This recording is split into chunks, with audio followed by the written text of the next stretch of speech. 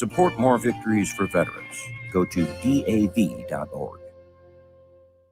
KLGY HD3 Clayton, K270BW Bellefontaine, KNBS Bowling Green. This is News Talk STL at 1019, 94.1, and NewsTalkSTL.com. News Talk STL. News, analysis, opinion. Breaking news this hour at townhall.com. I'm Bob Agnew in Washington. Participants in the Israel-Hamas talks say they're hopeful about the prospects of a ceasefire. Mediators to the Gaza war ceasefire talks say the two-day talks wrapped up and they aim to reconvene in Cairo next week to seal a deal to stop the fighting. In a statement Friday, the United States, Egypt, and Qatar said the talks were constructive and conducted in a positive atmosphere. They hope to continue working on the details of the implementation in the coming days. The new push for an end to the Israel-Hamas war comes as the Palestinian death toll in Gaza climbed past 40,000. And fears remain high that Iran and Hezbollah militants in Lebanon could attack Israel in retaliation for the killings of top militant leaders. I'm Norman Hall.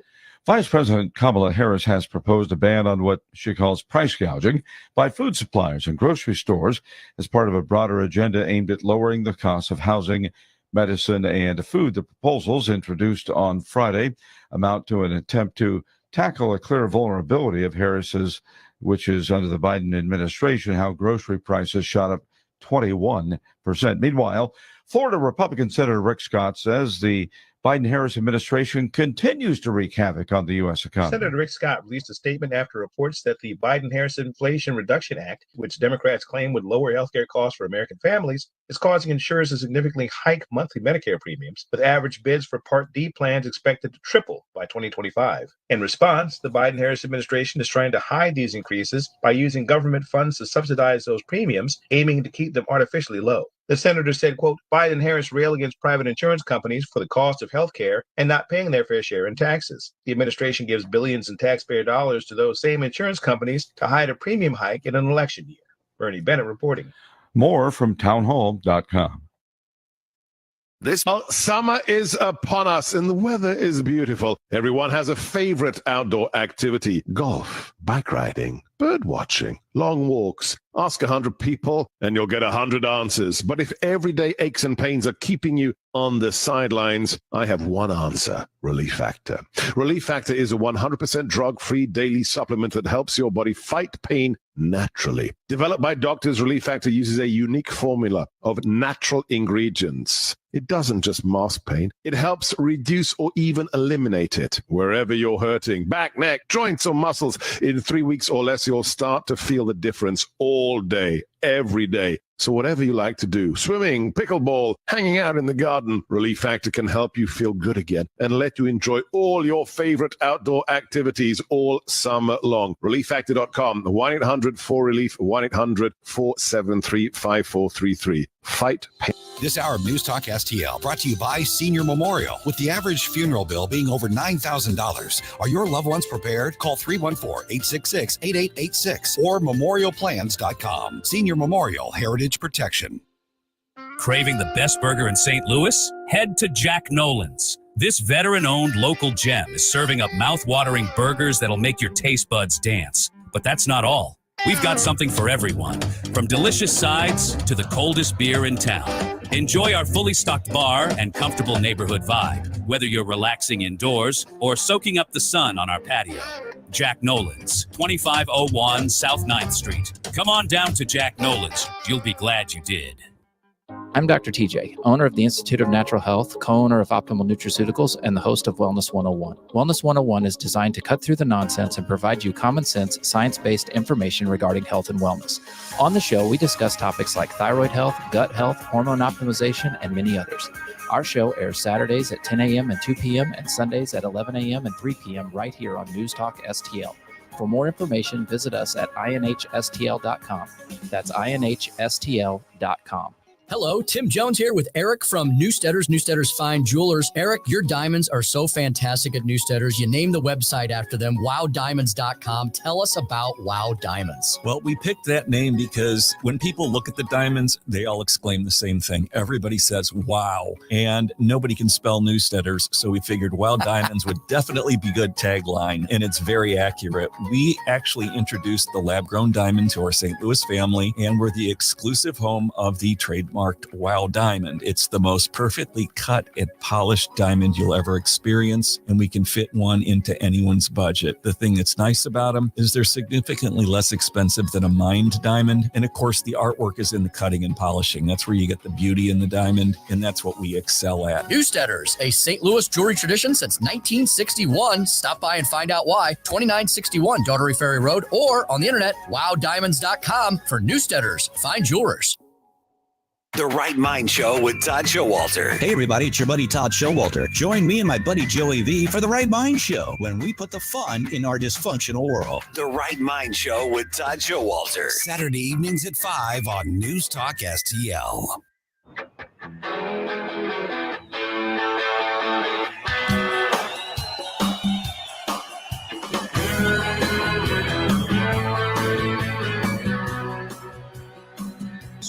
Bus driver in a traffic jam, staring at the faces in a rearview mirror, looking at the promise of the promised land. One kid dreams of fame and fortune, one kid helps pay the rent. One could end up going to prison. One just might be president. Truth Warrior, Woke Destroyer. Only in America. Randy Tobler. Dreaming in red, white, and blue. On News Talk STL. I will work to pass the first ever federal ban on price gauging on food. My plan will include new penalties for opportunistic companies that exploit crises and break the rules, and we will support smaller food businesses that are trying to play by the rules and get ahead. Speechless hearing Kamala Harris fully exposed for the socialist that she is, fully exposed for the incompetence that she embodies, and power and socialist ideology and ambition and incompetence altogether are a toxic witch's brew that could bring this country down. Welcome into the Randy Tobler Show. Thank you for being here. This is a cataclysmic announcement by Kamala Harris yesterday. We're going to be breaking it out and breaking it apart and destroying it, of course, all morning with your thoughts, with the thoughts of our guests, and helping you understand and giving you some ammo so that when you do talk to people that that are somehow befuddled by what choice to make in this election, one in which we cannot not win. That's the same as cannot lose.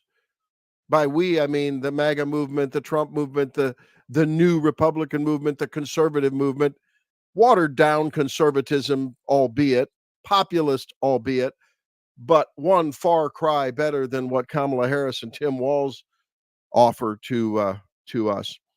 So we will be talking with Dr. Wanjiru Njoya. She's an Oxford trained PhD from an impressive gal.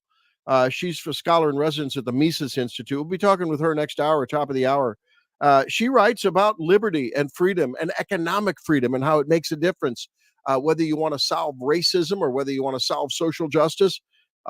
She grew up in Kenya. Yes, grew up in Kenya. She knows a little bit about poverty and about living in the third world, and is an unbelievable scholar. So you won't want to miss that. From the Mises Institute, 7:45, Virginia Kruta. Can't wait to hear what Virginia has to say about that. And a victory, by the way, in Title IX, the Supreme Court denying the emergency request from the Biden administration to destroy decades of advances in women sports and other places where women have now equal standing. So there won't be any transgenders walking into the women's bathroom or locker room, at least for the time being, till the merits of the case are reheard. Bob Onder joins us at 8:06, and at 8:25, we'll talk with about Kamalanomics. Kamalanomics with Richard Stern. Wrote an article in Heritage on heritage.org that I read, and I want to talk to Richard about this catastrophe of a plan. Unbelievable that this would, I cannot believe that she would do this. The Washington Post, someone who's not really very fond of Donald Trump, this particular writer just the other day writes that when your opponent calls you communist, maybe don't propose price controls. That from Catherine Rampel. NPR weighs in on how this might look like Venezuela. I mean, NPR. Well, actually, oh no, it wasn't just yesterday. The nightmare of grocery shopping in Venezuela was that piece, but it was from October 29th, 2015. I saw that and conjured that up. And yes, they were looking at empty shelves in the grocery stores, people being rationed. They could only go to the store and buy food a couple days a week in the state-run supermarkets, a black market that was run amok.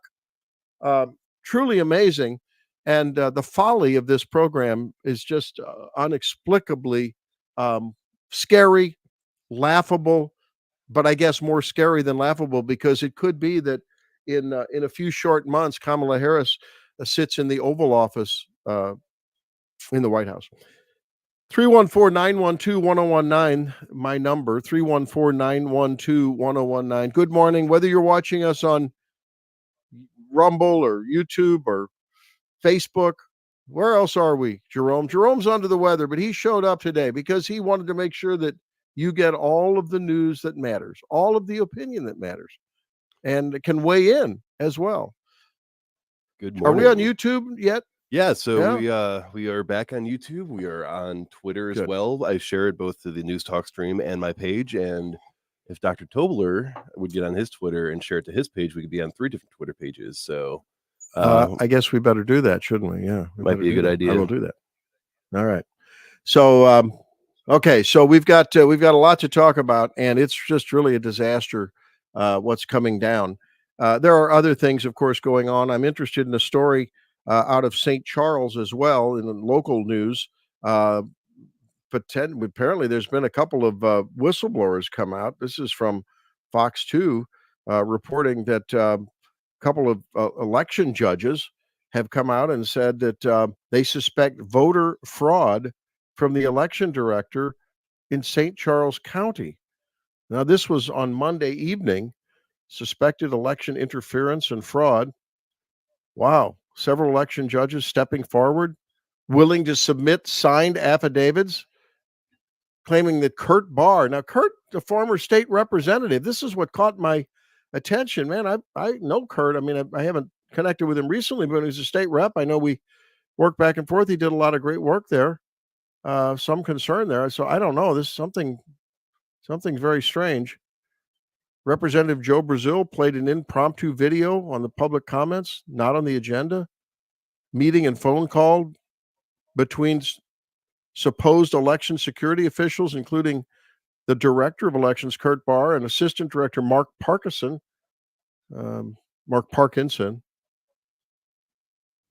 Huh. Very interesting. All right. Well, we'll have to see what's going on with that. I mean, about breaking the security seals to physically access 100% of the machines to disable their Ethernet connectivity. Now, the fact that they did that may have been actually the right thing to do. The way I look at this, I've looked at this and I thought, hello, do we really want the machines connected to Ethernet? I don't know if there's a way that you can just look at each machine's, what was registered on the individual machines, tally them up and send it into Election Central with a ringy ding. I would trust that more than the Ethernet and Wi-Fi and whoever could get in and tamper with them. Maybe. I got a feeling there may be more to this story, and there may be some sour grapes here. We'll have to see where this is unpacked and where it goes. If anyone knows anything more about this, if Mr. Barr or Mr. Perkinson are listening, give me a buzz, 314-912-1019. Mean Gene, the dancing machine, is on the line now. How you doing, Gene? Hey, good, Randy. How are you? Man, I don't know. I'm pinching myself. I don't know whether I really heard what I heard yesterday with Kamalanomics and the drive to socialism. Oh, I know. It is just so extremely scary. And the thing that I am so concerned about is the low information voters in the middle that have their hand out. And it's like, oh, give me stuff. And we've talked before, you can't take away stuff. And we are in a socialistic economy. But we're on the march light speed to full-blown out-and-out communism. And boy, I tell you, Trump's got a hell of a road, I think, to pull. And the terrible low voter turnout that we get, especially on our side of the fence, I find very troublesome. I'm worried. And I have to tell you, I'll tell the story in the next block, but I was at a meeting in Colombia because there were some informational meetings about a system of it's called Flock, F-L-O-C-K, cameras that check license plates. On the one hand, they do have the ability to have these sort of pan and tilt view live video cameras, but otherwise they capture license plates. A tremendous tool for law enforcement, and when you learn the nuts and bolts of them, actually pretty sane. But there were a couple of women there. One clearly, she identified herself as 73 years old, so beyond reproductive age. The other one, either approaching beyondness or right at it, from what I could gauge just by my astute and experienced knowledge of phenotypic traits, let's say. You do know about those things. I know a few things about that, but these women were so worked up about Attorney General Bailey somehow looking for their license plates if they decide should it become illegal to drive a woman. They had this hypothetical. I'll tell the story now. This gal, the chief of police, was making a really very nice, reassuring statement. She said, look, we'd like to try this out for a couple of years. It's an expectation of people that come out of or want to go into law enforcement that, if you go to a community, they're going to have a tool like this, whether it's that particular brand or something else. Without that tool, detectives can't take what is sometimes just a one-letter description of a license plate. And it was a red sedan the license plate began with 1-2 by a witness or by a victim of a crime. And, with that technology, they can solve a crime very quickly. And in fact, they told the story of how the University of Missouri police solved a sexual assault with a guy that followed a woman home or to her dorm. I don't know if it was home or dorm, but and sexually assaulted her. And it was those license plate identifications that got him. And she said, these guys, they've done this before and they'll do it again. And if we didn't have this and he went undetected for a month, how many more women would he have assaulted? She a lot of one story after another, and made a lot of good comments. Well, this woman interrupts her and says, "Well, this Attorney General Bailey has tracked the menstrual periods of women and found out. I think he's talking about maybe the mischief that was going on at Washington University and getting private records of people getting care." And he has every right to do that if he suspects that someone is with good cause is breaking the law. But at any rate, they thought he was overstepping his authority, and they were saying like, well, who knows in Missouri, this backward state, it could be that someday, they'll try to make it illegal to take a woman. If I want to take a woman across state lines to get an abortion, and that's illegal. Well, so first of all, that's an interstate commerce and whatever issue. I think there's no way the state of Missouri could pass a law that would pass muster. But secondly, that's not the law right now. If a woman wants to go to Illinois and get an abortion, she can go to Illinois and get an abortion. There's no law against that I know of. But she made this hypothetical and then said, how can I be assured, Chief of Police, that you won't succumb and give that information of my license plate to Attorney General Bailey? I mean, my point is, Gene, the abortion vote is going to come out 110%. If they can vote twice, if they can vote in different jurisdictions, they will do it. You talk about voter turnout, you can count on that voter turnout, and you know they're not going to be voting for Donald Trump. Yep, that's true. And the situation you guys have, I'm in Illinois, as you know. The situation you all have over there with that thing on the initiative petition with basically abortion past birth, that's going to bring out the crazy, funky pink hat wearing ladies and everything. Yep. And those people are just so blind in their belief. They'll march that to their grave, and they don't care about anything else. And no, I'm sorry, just damn foolish. Yeah, it's just crazy. Well, there's more to the story. It got even more interesting, and it showed you how hysterical, I mean, absolutely hysterical, these people, I don't anymore call them pro-abortion. These women are pro-killing the unborn while still in the uterus. That's what they are. Let's call it what it is. Pro-killing the unborn while they're in the uterus. It's infanticide while they're in the uterus. All right. Well, thank you, Mr. Gene. Appreciate it much. Hey, all right. Real quick. Yes, sir. Happy Yes, anniversary. sir. Oh, thank you. And you know, the night before, our daughter delivered the little grandson, first grandson. Yeah. They call it, you know, they're people of faith. They're people of faith, and they call him Shepherd. Isn't that beautiful? Yep. It just made it's just beautiful. Congratulations to Shannon. Yeah, it's beautiful. And hubby. Yeah. And they gave Gramps an ego stroke because they took my middle name, you know, for his middle name. So it made me feel real good. There you go. It was like a circle of life thing, right? The marriage started on the day before the anniversary. They have a new one coming in. So there you go. All right. Hey, thanks, brother. Appreciate it. God bless you. Same to you, my friend. Gene the dancing machine. There he is. All right. When we come back, more on this, I'm going to tell you more about this story. And what it does is it illustrates the absolute fanatic hysteria among women that are this pro-abortion, and how absolutely sexist they are. Yes, sexist. Now, if you're a woman, you want to listen to this story. Guys, if you're with your spouse and she's awake, even if she isn't, you may want to have her listen. And you tell me, when I tell the story, a little more about this informational meeting in Columbia, Missouri, and a fanatical, hysterical feminazi, you tell me if there's not some sexism going on in that particular silo of human beings with XX chromosomes. I'm just telling you. I'm going to tell you the facts, and you tell me. More coming up on the Randy Tobler Show. Stay tuned.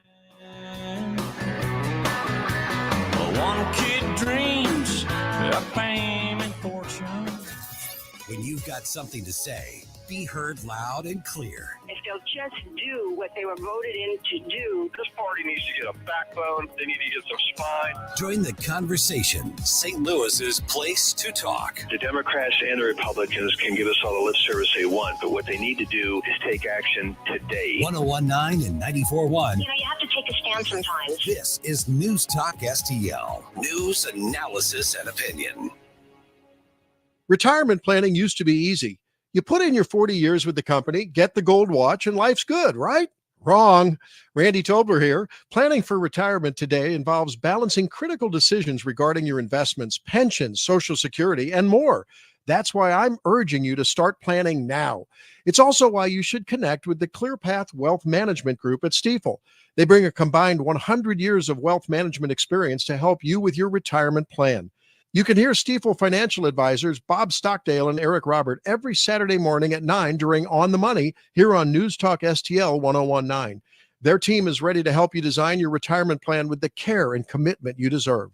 Request your complimentary retirement plan consultation today at clearpathinvesting.com or call 636-695-2650. That's clearpathinvesting.com or 636-695-2650. Stifel Nicholas and Company, Incorporated, member SIPC and NYSE. Missouri Wild Alchemy is a local and family-owned business dedicated to providing consumers with high-quality cannabis and education. They strive to make customers feel comfortable and to help curtail the stigma of cannabis use by having a professional and well-educated staff. They're proud to carry products from several Missouri cultivators and manufacturers. Missouri Wild Alchemy, now serving recreational customers 21 and above, as well as patients. Follow them on Facebook and Instagram, or visit MissouriWild.com. That's MissouriWild.com. On Tuesday, August 27th, we'll be trading in the birds on the bat for the birds on the club when Golf Night, presented by Ascension Charity Classic, returns to the ballpark. With a purchase of a special theme ticket, fans will take home an exclusive golf-themed Cardinals rope cap, and a portion of each ticket will be donated to the Ascension Charity Classic. That's Tuesday, August 27th, Golf Night at the ballpark. For tickets, visit cardinals.com/theme. This is Ozzie Smith, St. Louis Cardinals for the Lube. Michaelis brings it home. Swing and a miss. He struck him out. Have a cold one. On the Cardinals, don't miss Budweiser's first Beer Fridays at Busch Stadium. Tickets start at just $15 and include your first beer on the house. Each first Beer Friday ticket will be loaded with cards cash that can be used to purchase a Budweiser, Bud Light, Michelob Ultra, or any beverage of choice. For full details or to purchase tickets, visit cardinals.com/Friday. This is Miles Michaelis. Get your tickets now at cardinals.com. Are you tired of hard chlorinated water drying your skin out, tasting bad, and ruining your fixtures? Jones Air and Water Treatment has a solution to this pollution. Our Hydratech H2O leaves you with great tasting, soft water at all fixtures in your home with one unit. Call Jones Air and Water at 636-899-1040 or visit us on the web at joneswater.com. You can be a filter or buy a filter. Jones Air and Water, 636-899-1040 or joneswater.com on the web. Call us now. This hour, The Randy Tobler Show, is brought to you by the ClearPath Wealth Management Group at Stifel. Request a free portfolio review at clearpathinvesting.com.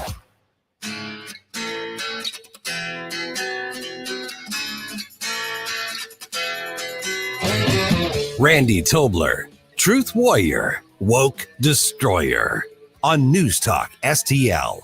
Watch us on our live stream using Rumble, Facebook, and Twitter.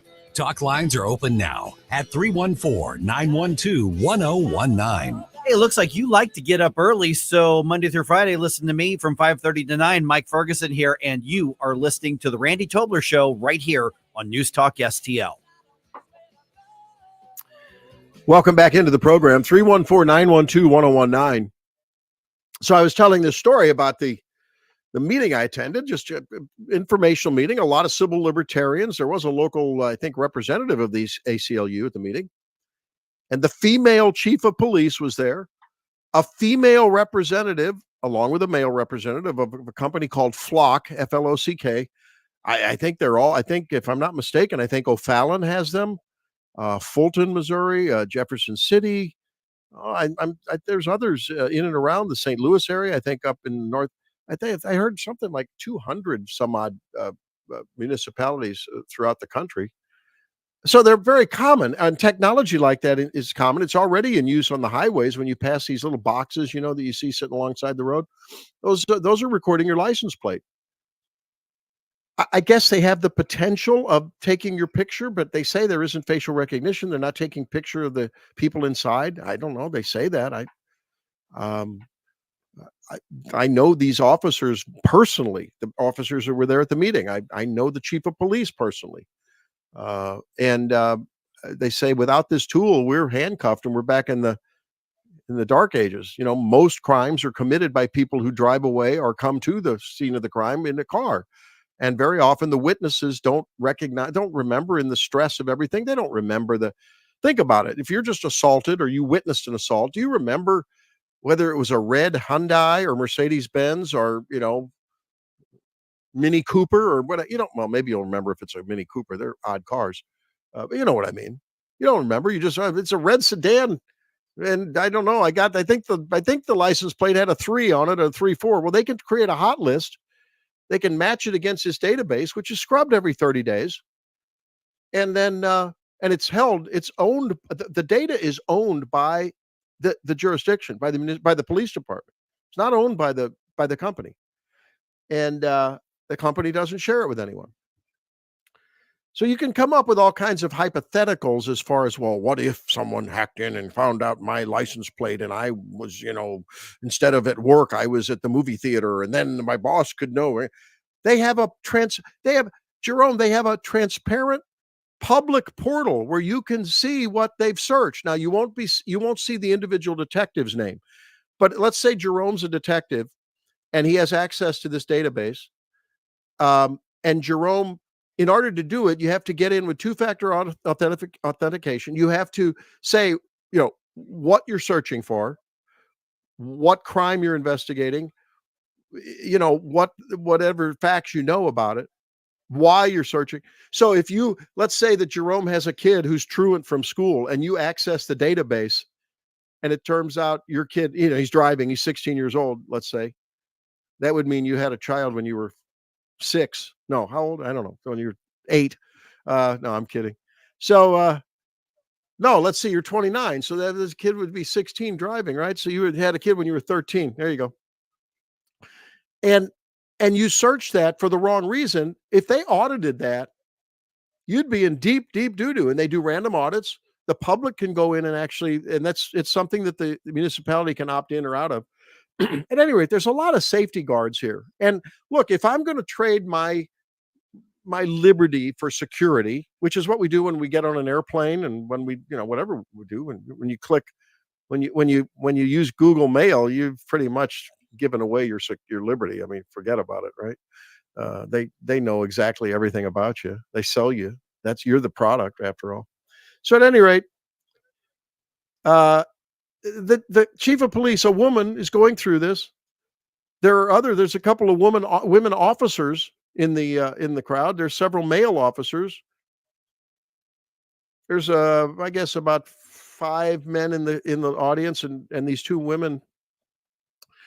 And all they could talk about was how this was a threat to abortion rights and LGBTQ, that someone is going to nefariously use the license plate detection system to go after transgender people. I mean, unbelievable.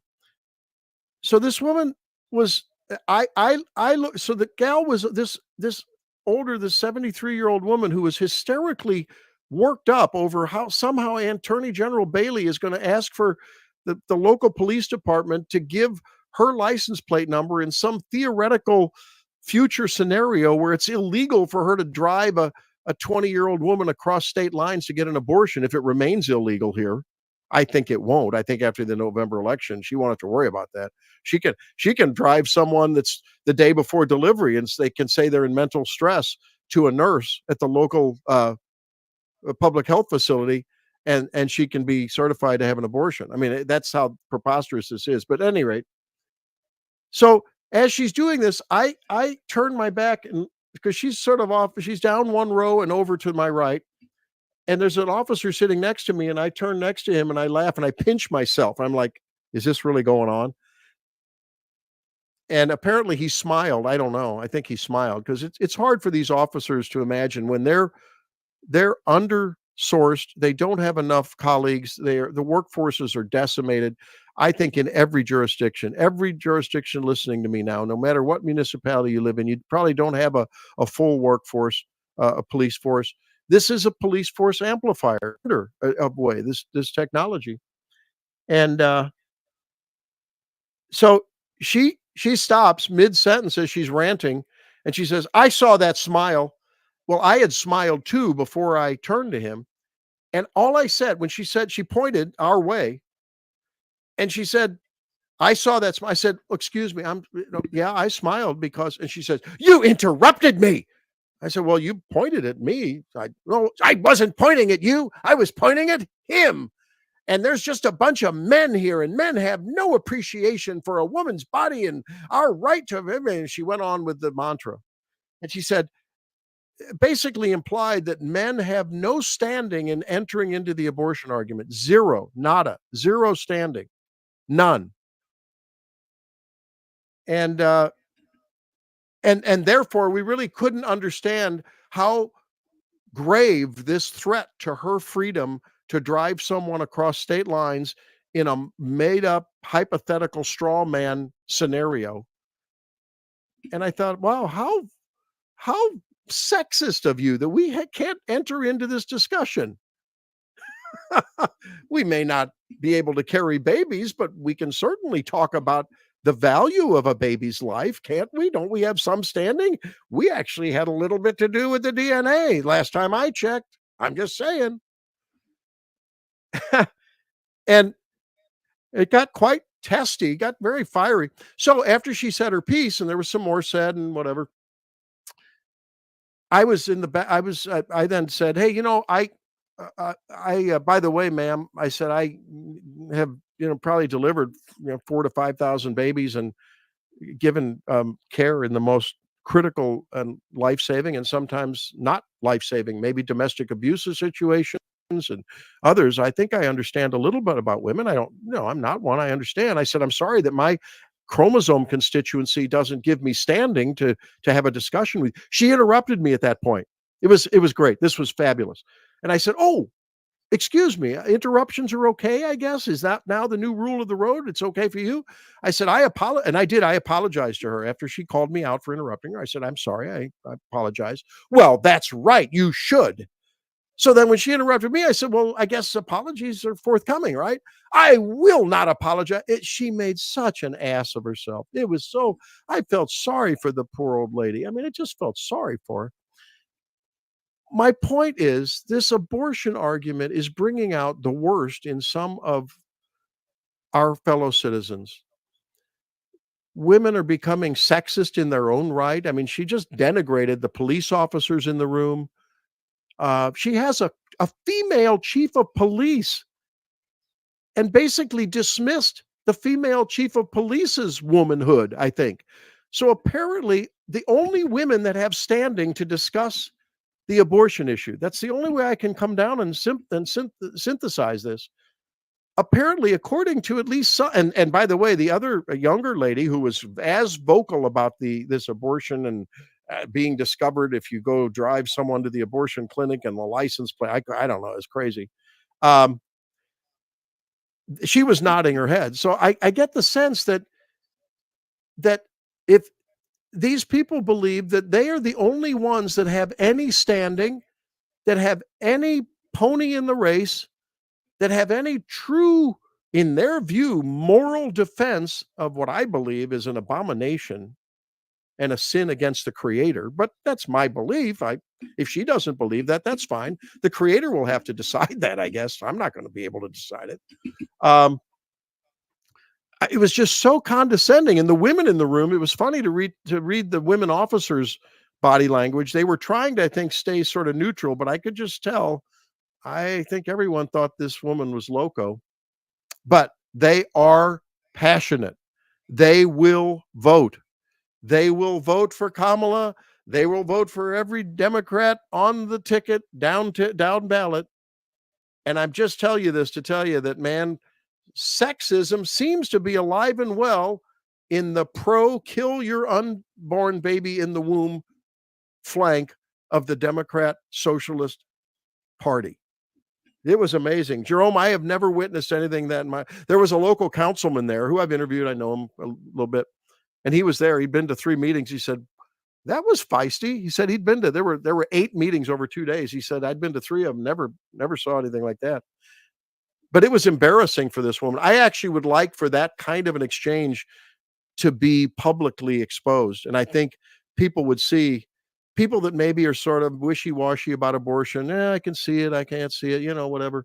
They see that, and I think just the messenger it's themselves would push people in the pro-life direction, because she was absolutely irrational, off her rocker, rude, and condescending.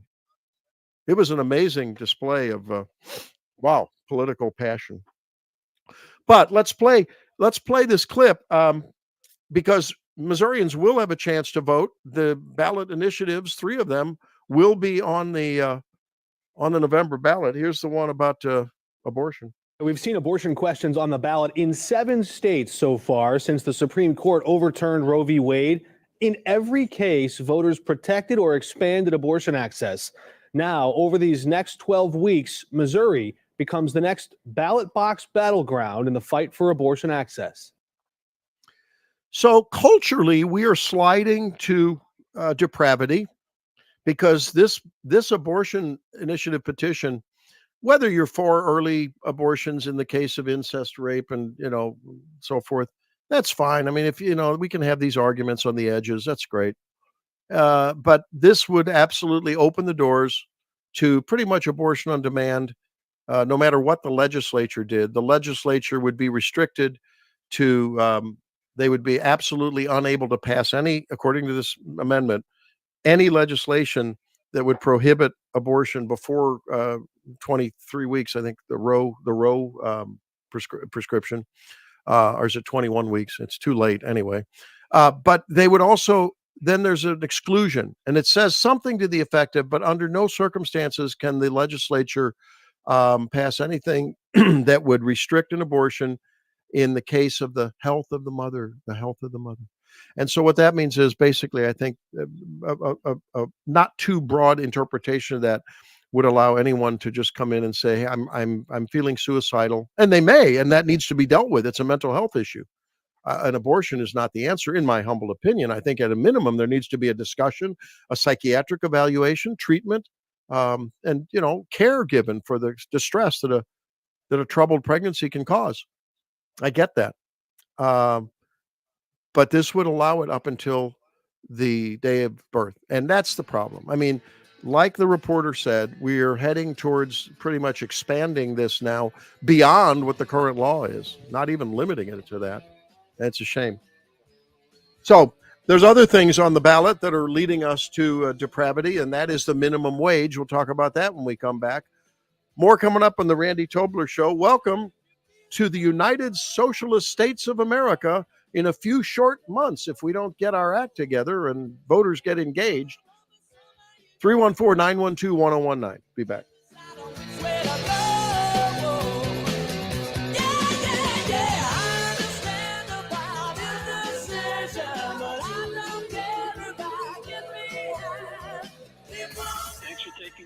News, analysis, opinion. Radio news junkie. Love every bit about it. News Talk STL.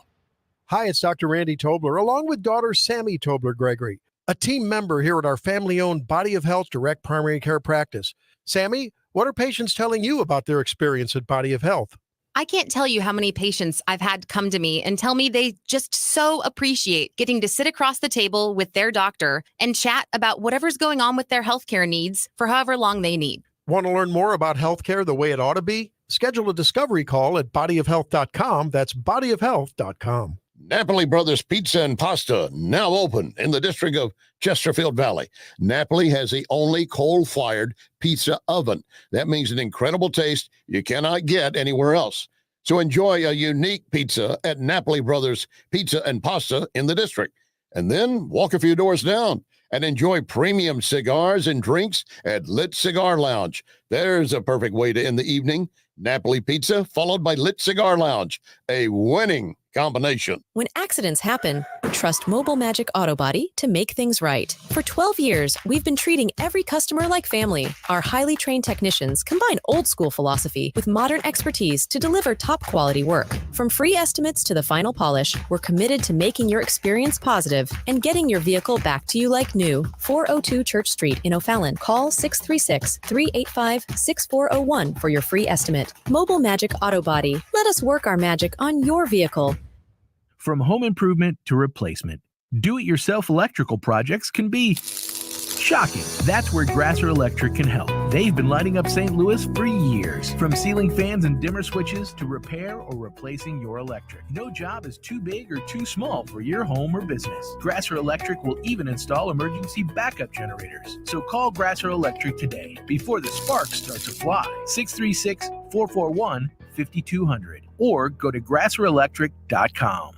Hi, I'm Jen Wallner. And I'm Rodney Wallner with the Wallner Home Selling Team at Berkshire Hathaway. Hey, Rodney, how do you sell your home for top dollar? That's easy. Call the Wallner Home Selling Team at 314-810-SOLD. What if I want a flexible commission rate? Call the Wallner Home Selling Team at 314-810-SOLD. When's the best time to sell your home? Right now. Call the Wallner Home Selling Team at 314-810-SOLD. For all your real estate needs, call the Wallner Home Selling Team at 314-810-SOLD. That's 314-810-SOLD. What's the best way to get rid of a timeshare that you don't want? Call the Timeshare Exit Hotline. We're a group of attorneys that help customers legally exit their timeshares. It's an easy process. We guarantee results or you pay nothing. Exit your timeshare today. Call now. 800-524-1641. 800-524-1641. That's 800-524-1641. This hour of the Randy Tobler Show is brought to you by the ClearPath Wealth Management Group at Stifel. Request a free portfolio review at clearpathinvesting.com.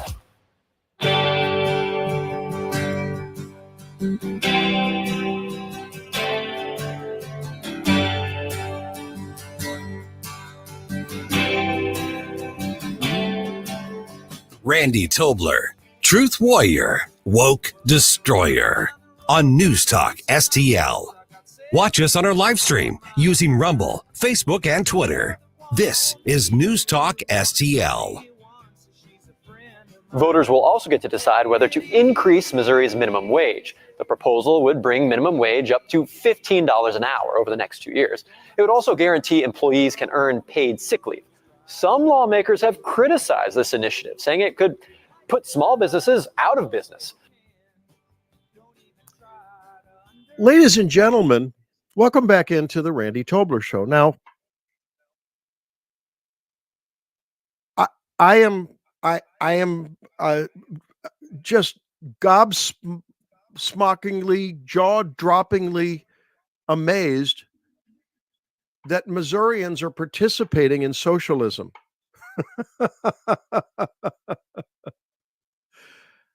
When you talk to someone that supports the minimum wage, remind them that they are voting for socialism. The fact that we presently have a minimum wage means that we are already on the road to socialism and the road to serfdom, as my friend Friedrich von Hayek said and wrote. A great book, which I gave Jerome and which he is studying and will report fully in an upcoming show. I gave that to him for his birthday. No fun stuff, no booze, no nothing. It's my job to educate young Jerome and to further his education here on the Institute of First Principles Studies on the Randy Tobler Show, right? Yeah, I'll have that book report ready for next week. It is, hey, you got to drink, you got to have a bourbon at your side to make it through some Hayek. It's pretty heavy reading, but it's so good. Hayek wrote Road to Serfdom back in the 40s when he was, after the war, when he was warning Great Britain not to go the way of socialist Germany, because he had watched that from Austria. That's how the Austrian economic school happened, and the invasion of Austria and so forth. So, and what did Hitler do? He took over the Mercedes-Benz factory and used it for his war machine. I've toured the Mercedes-Benz Museum in Stuttgart, and they actually go through that history of how the means of production were taken over by the state for what turns out to be, anyone who doesn't believe it needs to be in the insane asylum. It was one of the most horrific abuses by the state in human history, probably the most. Well, Stalin had his things, and the killing fields of Pol Pot, and don't forget Mao Zedong as well, but they've all had their share in it, and they all have one thing in common. They take over the means of production. When the state tells a business person how much to pay someone, and let me go further, employment rules. I have presided over employment rules and disputes. The only people I ever had disputes with employment rules when I ran a hospital were dysfunctional employees that, were not cutting the mustard, or they were divisive and disruptive with their colleagues. In fact, I tried to pay people that were high producers more than the prevailing wage. That's what you do. Minimum wage is only necessary when employment rules protect lame workers. But I digress. So we have employment rules with the Department of Labor. I'm not talking about human rights. I'm not talking about, laws against sweatshops. I'm not defending that. There is a certain place for proper rulemaking in terms of the interactions between human beings, whether they're at work, at church, or at home. You know, if your home's 110 degrees and you've got a young child, you know, I could understand that the state has an interest in protecting that child's health. You know, I get it. Okay. This is not about those kind of protections. So we already have the state involved in an egregious overreach of employment rules. We already have minimum wage rules on the books. Now you'll be asked to see if you want to expand minimum wage to $15 within a couple of years. And then up with the cost of living after that, which only protects mediocrity. It only protects mediocrity. And it destroys and is in fact a disincentive to the incentive for productivity, for, hey, I want to show up 5 minutes before work. I'll stay 5 minutes after work. I may work a little bit into my lunchtime because I want to be the guy that the boss promotes. And then maybe someday I can own my own business in the same industry. You know what I mean? I mean, that's what, or maybe I ascend to the head of the company, whatever. So along with this initiative petition for the minimum wage is the mandate for paid sick leave. Paid sick leave. Interesting. I can't tell you. I mean, you guys are employers out there, and I know none of you who are employees. None of you, I know, because you listen to the Randy Tobler Show. You listen to all the great principled conservatives on these airwaves. You would never call in, if you're an employee, you would never call in on a Saturday morning, because you had a cold or a flu. You would show up to work like Jerome. Jerome showed up to work today. He didn't call in sick. I've had people call in because they have got a little cough, got a little allergic cough. I'm sick. Why is it that retailers tell me all the time that people call up regularly on Saturday mornings and on Monday mornings after a 3-day holiday, or Tuesday mornings after why would that be? Why do people get headaches? All of a sudden, headaches, got to call in sick. Why would that? Jerome, can you help me? Why do people do that?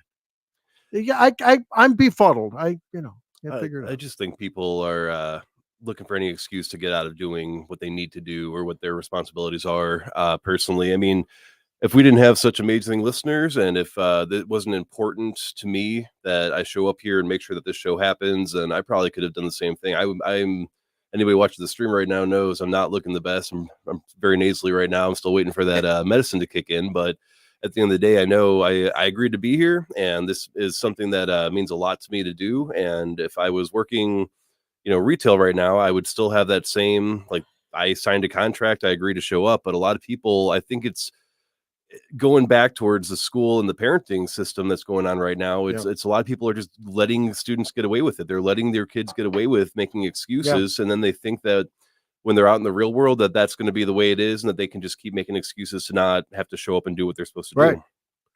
Well, and look, I mean, I'm so proud and so thankful that Jerome is the producer of the show. Why? Because he embodies everything that is right about the American way, right?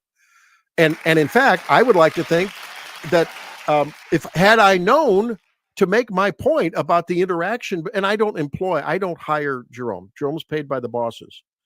But Jerome and I work together, and but had I known that Jerome was ill last night, he didn't even say a word to me.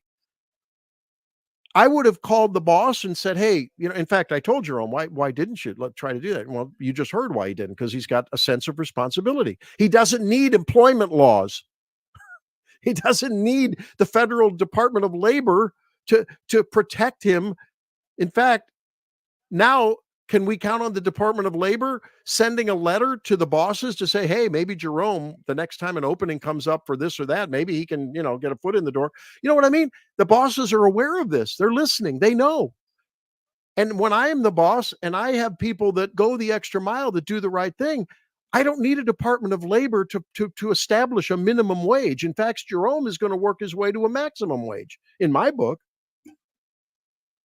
That's the way the government, the American way, should be. You don't need the government to tell you how much to pay someone, how much leave to give them, how much to charge for your product, going back to the Kamalanomics and the socialist now tack that she's taking. Ladies and gentlemen, we are there. Socialism is already here. This election is, I think, the tipping point. And America will either decide to tip into European-style socialism, maybe South American-style socialism, or we will head back towards sanity and a government that enforces contracts, a government that provides secure borders and the sound defense. Well, there are some African Americans who know about what's wrong with this. Play this clip. They're talking about what Kamalanomics will do to them and what Bidenomics has done to them. Take a listen. It has to be about a goal of saying everybody should end up in the same place. And since we didn't start in the same place, some folks might need more. Equitable distribution. Giving resources based on equity, understanding that we fight for equality, but we also need to fight for equity, understanding not everyone starts out at the same place. So there's a big difference between equality and equity. All right, so that's Kamala. That's Kamala. Now, Jerome, that's Kamala, basically equity, which is communism, from each according to his means, his ability, to each according to his means. Here's some black voters that are talking about Biden's inflation and what Kamala and Biden have done to them. How hard has inflation hit you? It hit me hard. It's hitting me hard. What do you blame for it? I blame the federal government. They're killing us without killing us. They're hurting people in ways that they can't help themselves. And ladies and gentlemen, think it through. Real wealth went up, 7-8% during the Donald Trump administration? It has real wealth. When you factor in inflation and wages that haven't kept pace, real wealth has gone down during the Biden administration. And you know where your wealth has gone to, unless you're Jeff Bezos, unless you're a captain of industry, maybe you're a Silicon Valley board of directors or a CEO or a CIO or a CFO or a whatever. There has been a net redistribution of wealth from the middle class and the lower class to the upper class. That's not Randy Tobler. That's the economists saying that. We'll be talking with them, various economists. Wanjiru Njoya at 7:05 coming up from the Mises Institute. If you want to hear more about free markets, Virginia Kruta, Bob Onder, and Richard Stern. Lots coming up on the show. Stay tuned. Hey friends, Jamie Allman joining the team at News Talk STL to bring back some common sense to a radio near you. Starting Monday, August 26th, the Allman Report, weeknights 8 to 10. News Talk STL, your home for common sense radio. Hey, Columbo here for the great team at All Solutions Pest Control. We've been using pest control services at our home for years, and the results we've had with All Solutions are second to none. So if you're experiencing a pest problem, or more importantly, want to prevent a problem, All Solutions Pest Control are the ones to call. Right now, you can take advantage of their incredible $67 introductory offer. Learn more and contact them now at allsolutionspestcontrol.com. If a pest-free home is your goal, call All Solutions Pest Control. Sundays at 5 on News Talk STL. All your hard-earned tax dollars and mine are going to fund illegal aliens who come across the border penniless, jobless, skillless, and they're given a cell phone, an identity, and a cash stipend every month. Mark McCloskey on fire. That beats your Social Security income if you should have the good nature to work your ass off your whole life and retire. Mark McCloskey on fire. Sundays at 5 on News Talk STL. Brought to you in part by Modern Weapon Systems in Fenton. In the fast-paced world of digital marketing, making connections is a challenge for any business. But what if we told you there is a place where connections aren't just made, they're grown? Meet 2060 Digital, your premier Google partner and top-tier digital agency. We don't just follow trends, we set them. At 2060 Digital, we're not just another agency, we're your strategic partner. We dive deep into your challenges and develop solutions that drive measurable outcomes. Ready to elevate your digital presence with campaigns that connect? Google 2060 Digital today. Blue Oyster Cult is back live.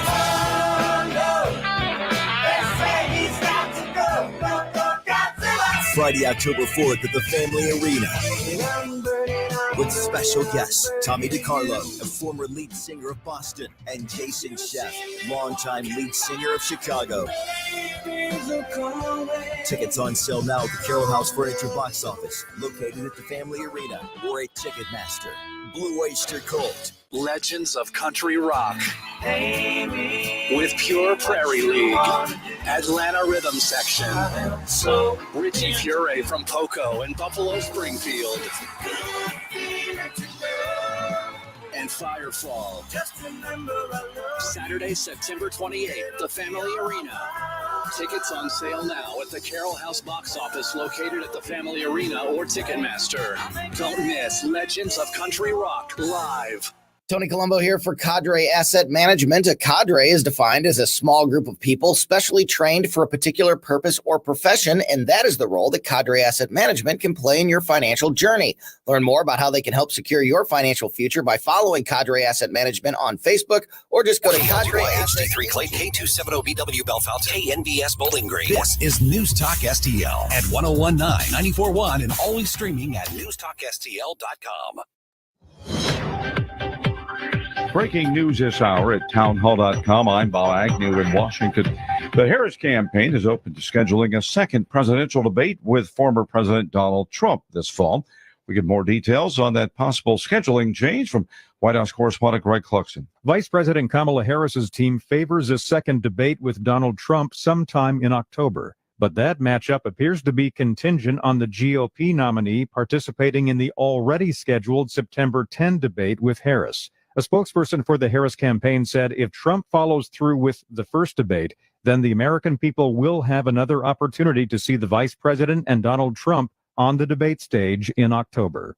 Greg Clugston, Washington. House Republicans are launching an investigation into Democrat vice presidential nominee Tim Walz. House Oversight Committee Chair James Comer says the committee is looking into Walz's work related to China. He said Americans deserve to understand how deep Walz's relationship with China goes. He visited China more than 30 times. That's Tasha Stevens reporting. Jackie Quinn reports a survey on consumer sentiment is showing the political landscape this month has pushed the index just a little bit higher, at least in some voters' minds. The findings are from the University of Michigan's Consumer Sentiment Index. It edged up to 67.8. That's about 1.5 points higher than the month of July. The survey finds 41% of consumers consider Democrat Kamala Harris the better candidate for the economy versus 38% who chose Republican nominee Donald Trump. Before President Biden dropped out of the race, Trump held the edge. Overall, Americans' expectations for the future rose, but their assessment of current economic conditions sank slightly. I'm Jackie Quinn.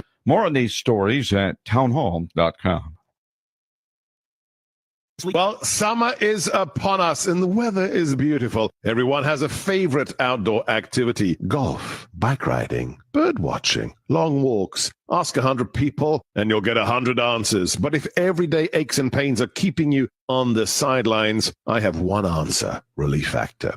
Relief Factor is a 100% drug-free daily supplement that helps your body fight pain naturally. Developed by doctors, Relief Factor uses a unique formula of natural ingredients. It doesn't just mask pain. It helps reduce or even eliminate it. Wherever you're hurting, back, neck, joints, or muscles, in 3 weeks or less, you'll start to feel the difference all day, every day. So whatever you like to do, swimming, pickleball, hanging out in the garden, Relief Factor can help you feel good again and let you enjoy all your favorite outdoor activities all summer long. ReliefFactor.com, 1-800-4RELIEF, 1-800-473-5433. Fight pain naturally with Relief. This hour of News Talk STL, brought to you by Jewels on Hampton, paying some of the highest prices for your gold, silver, diamonds, and more. Call 314-752-5000 or visit jewelsonhampton.com.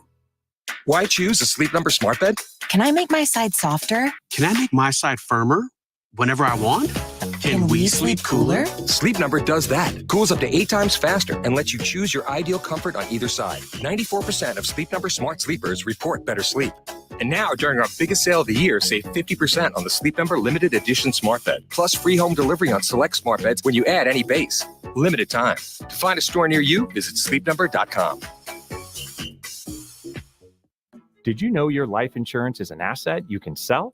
I'm Jay Jackson, CEO of Abacus Life. For almost 20 years, Abacus has been purchasing life insurance policies from seniors just like you. And at abacuspays.com, we've created a free policy value calculator so you can find out the worth of your policy in just seconds. There are no fees and no obligations. Get real value from your life insurance when you need it with Abacus. Learn more at abacuspays.com. Not all policies will qualify. Not available in all states. No pain, don't Rhino. Go Rhino Shield. Never paint your house again. Rhino Shield. Never paint again with Rhino Shield. Listen to what a couple of happy customers have to say. My family's business is over 10,000 square feet, and it did not have the curb appeal I wanted. Our building was really faded. You came out, you gave me all of these options that would fit my building. I don't want to have to paint my building again. 25 years is a long time to not have to worry about the outside maintenance of your building as far as paint. That's a no-brainer. That's why Rhino Shield worked for me. What a wonderful job they did. It's beautiful. They were very thoughtful, kind, considerate guys. Appreciate all the work that these two young men did. Call Rhino Shield, 877-25-RHINO, 877-25-RHINO, or 877-25rhino.com. See what we did there? Genius. Tell them, ladies. No pain, don't Rhino. Go Rhino Shield. Never paint your house again. Rhino Shield. Mike Ferguson in the morning. What does Donald Trump need to do to win the election, and will he be disciplined enough to stick to that message? We're talking to our friends from Red State about that on Monday. Morning starting at 5:30 on News Talk STL.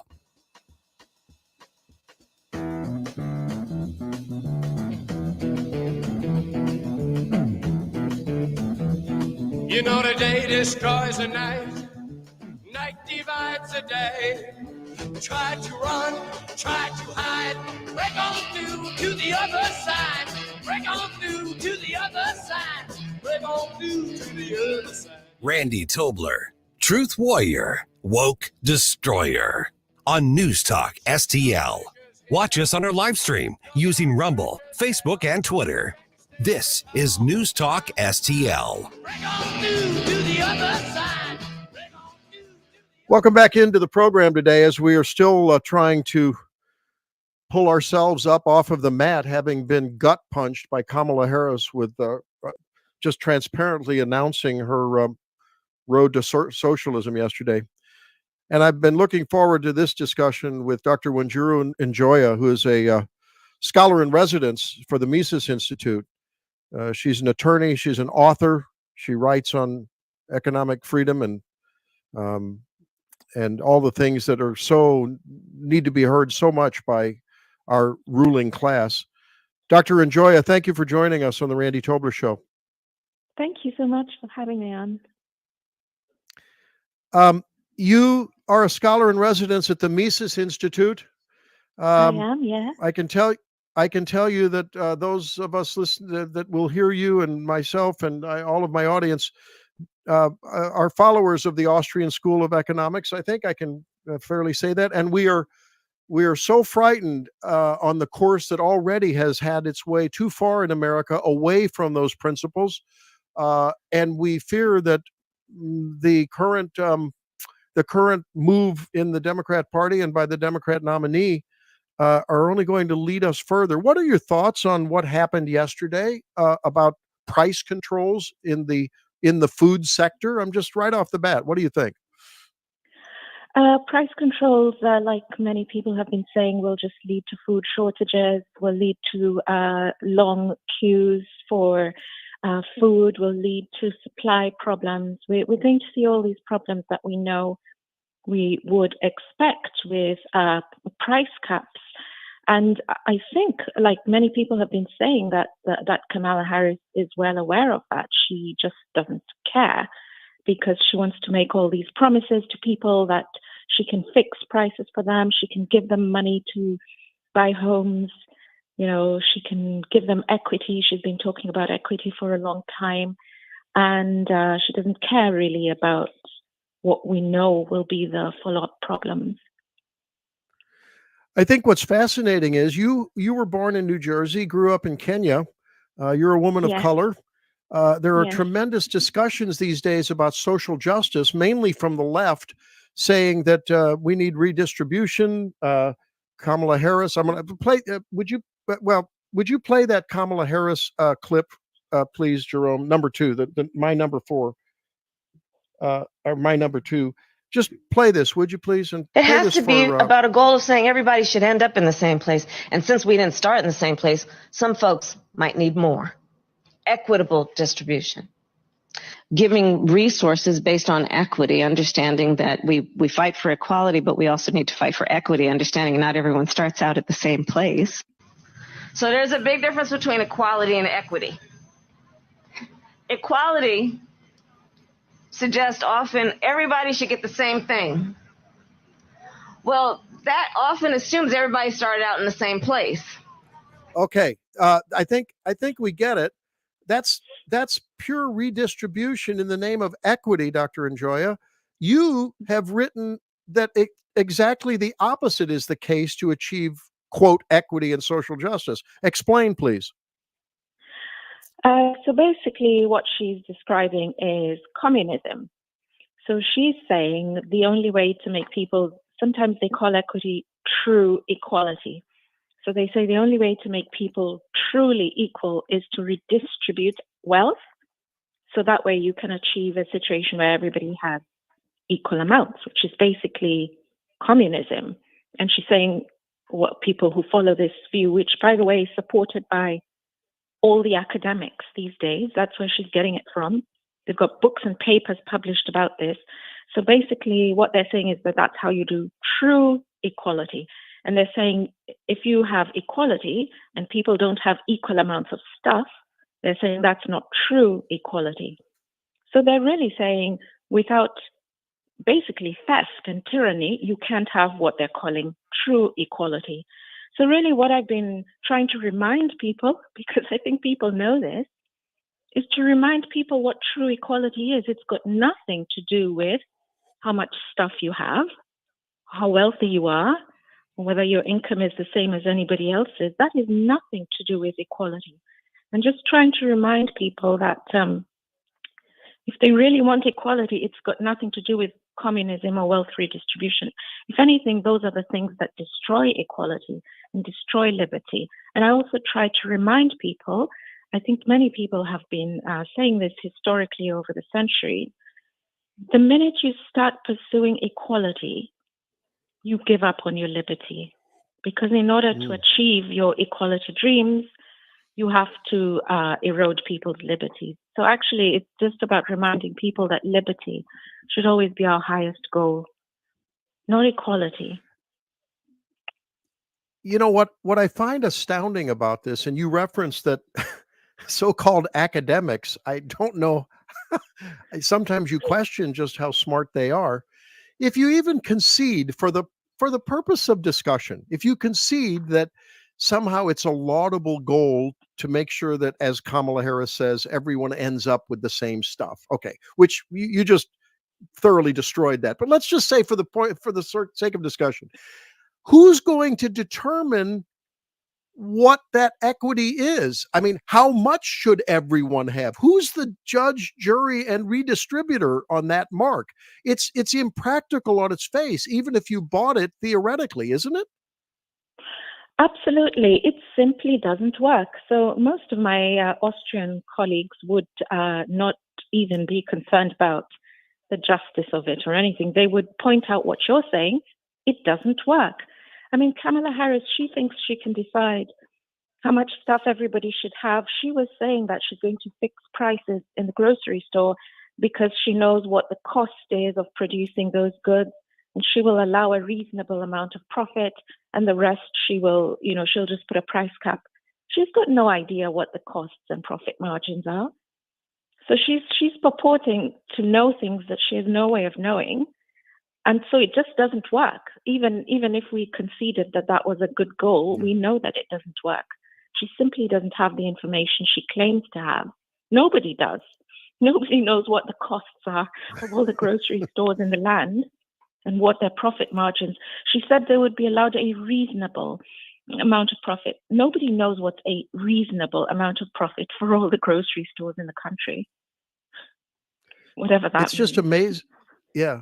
It's just amazing to me. And I hearken back to one of my favorite videos, is an old video of Milton Friedman when he discusses the pencil and how many inputs are put into the pencil and how preposterous it is to think that some central planner or group of central planners could somehow figure out how to perfectly manage all those various human interactions that result in the pencil, the old-fashioned pencil with its wooden part and its lead center and the brass binder and the rubber eraser on it. And I think that really helps crystallize to me how preposterous it is to think that central planning ever is the right and most efficient and lowest cost way of building a better mousetrap. Absolutely. It doesn't work. And one thing that I also like to point out, the academics that you mentioned, they know it doesn't work. This is the thing. They know it doesn't work. They don't care because they think we can make these promises. We have good intentions. It's the fallacy of good intentions. Mm-hmm. They say, well, we have good intentions. So even if it fails, as everybody knows it will, they will say, well, we had good intentions. Let's try again. They keep repeating a failed project based on their allegedly good intentions. So I think another part of the message we want to get out is that their intentions are not good at all, because people excuse their failed schemes on grounds that they're well-intentioned, but they're not. Yeah. Well, we're talking with Dr. Wanjiru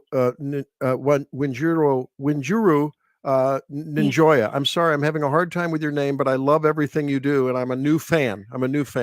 Thank you. So I need to ask you this. Not only does it fail, but I think if you can help us unpack what failure looks like, that becomes a sinister problem then, doesn't it? Because, I mean, haven't we even seen that in the 3 years of the Biden-Harris administration with redistribution of wealth from the middle and lower classes to the oligarchs, if you will? I'm maybe being a little hyperbolic there, but to the very richest, the Jeff Bezos who owns Amazon, the tech people. This has resulted in huge redistribution of wealth while the net wealth of individual households has declined. At least that's what the data I've read. Is that data true? And is that sort of a hint of what happens as we head towards more socialism? That's exactly correct. And that's exactly what's been happening and will continue to happen. Thomas Sowell liked to say that inflation is theft, because that's really what it is. The way that most people will see the impact of these schemes is through inflation, and inflation is theft in the sense that it's taking money from your pocket. You have to pay more for things because of all these things happening. I mean, I think many people often don't make the connection between these schemes being announced and the fact that things are going to cost more, everything's going to cost more, and they're simply going to have, people are just getting poorer. And I think it's well known now that people are getting poorer, and you can see the socialists have already started sending out messages telling people that it's good if they're getting poorer. You're going to be poorer than your parents' generation, but that's good, trying to convince them of that. So you will own nothing and you will be happy, so you shouldn't care if we steal everything out of your pocket, because they know that that's exactly what's coming, and they're kind of trying to, psychologically prepare people not to get upset about it. It's really, to me, so disappointing, and it makes me angry that the very people that try to push socialism and this notion of inevitable decline in their wealth and their standard of living, if they just do the quote moral right thing, Yes. I don't see these people willingly redistributing their wealth. I don't see these people inviting those in lower economic ladders into their gated communities. I don't see these people paying the tab at the 5-star Washington, D.C. restaurants. Do you? Exactly. So they are not affected by their schemes. They're going to be all right. These are schemes for other people to suffer from. I mean, if we take the example of academics who are at the forefront of all this, a lot of them have tenured positions, have guaranteed incomes, public supported by public funds. They've got nothing to lose from these schemes. They run no risk, and if everything goes wrong, it's not going to hurt them. I mean, I can give an example from, if we take the example of uncontrolled immigration and collapsing the borders. If you look, which is happening in so many countries, but if you look at what's happening in the UK at the moment, the people who are being sent to jail, basically, for offending immigrants and being anti-immigration are always the poor and the working class. It's never the privileged academics who are saying we should collapse the borders. They're not the ones going to jail for their, their social media posts. And when they offend people, they just say, oh, I do apologize, I misspoke.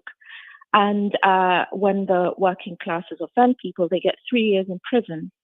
So that's the other thing about this, is that the people behind these schemes have nothing to lose, which is actually why they do it. Yeah, I mean, I think they fall prey to what I think most psychologists and certainly most people that are an observer of human behavior would say we're basically going to look out for ourselves. People are, I happen to be a person of faith. I think we're basically sinners, and it's just for the thanks of salvation that we act better.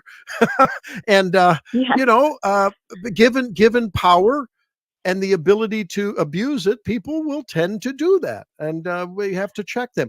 Okay, I've got to ask some specific advice from you, because the listeners here will be asking Missouri to vote on an initiative petition in November expanding the minimum wage to $15 an hour and within a year or two, and then cost of living increases after that.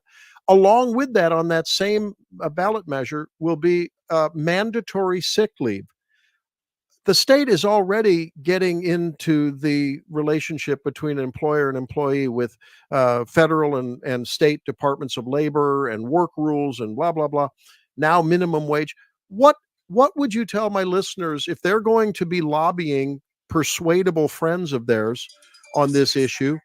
What would you tell them are the hazards of having the state get involved on more and more relationship between employers and employees, whether it's mandatory sick leave, paid this leave, minimum wage, and so forth? What is the best argument to help persuade our friends that may be voting the other way?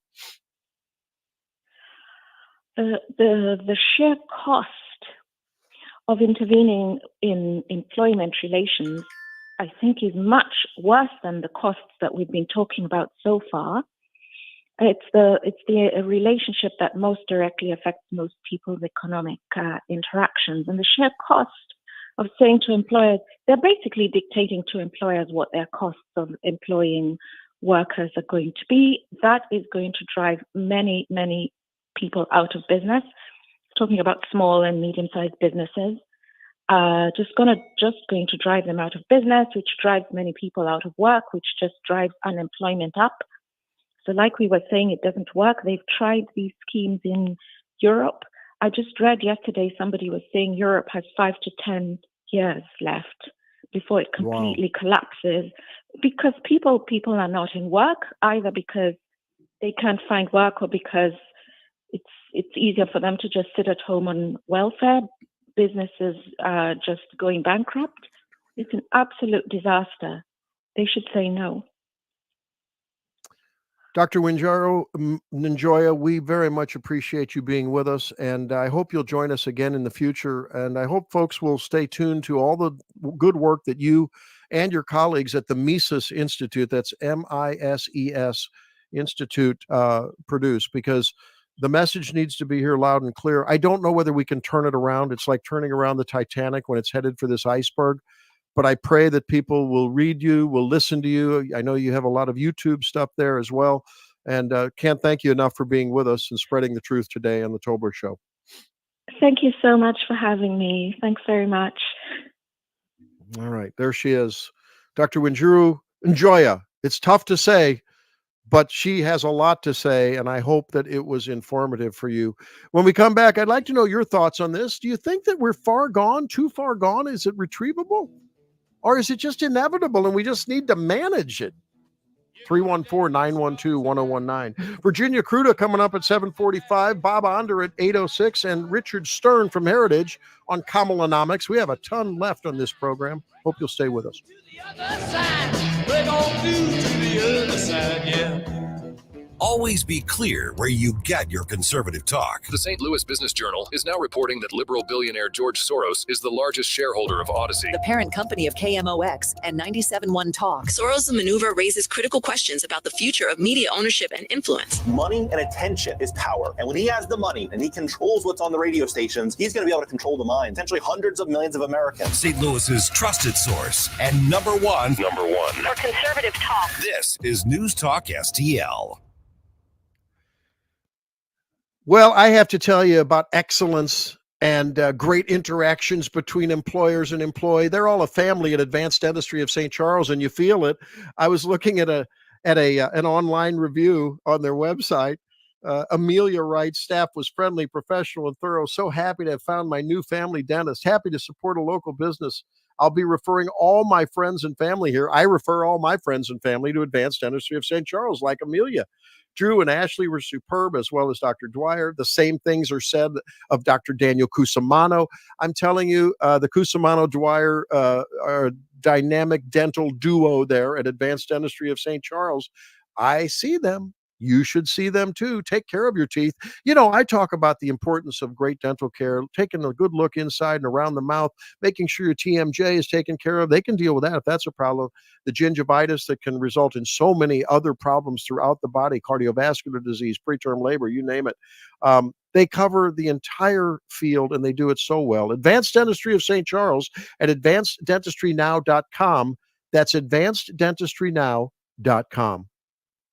Craving the best burger in St. Louis? Head to Jack Nolan's. This veteran-owned local gem is serving up mouth-watering burgers that'll make your taste buds dance. But that's not all. We've got something for everyone, from delicious sides to the coldest beer in town. Enjoy our fully stocked bar and comfortable neighborhood vibe, whether you're relaxing indoors or soaking up the sun on our patio. Jack Nolan's, 2501 South 9th Street. Come on down to Jack Nolan's. You'll be glad you did. I'm so tired of my water smelling like rotten eggs. Iron foul.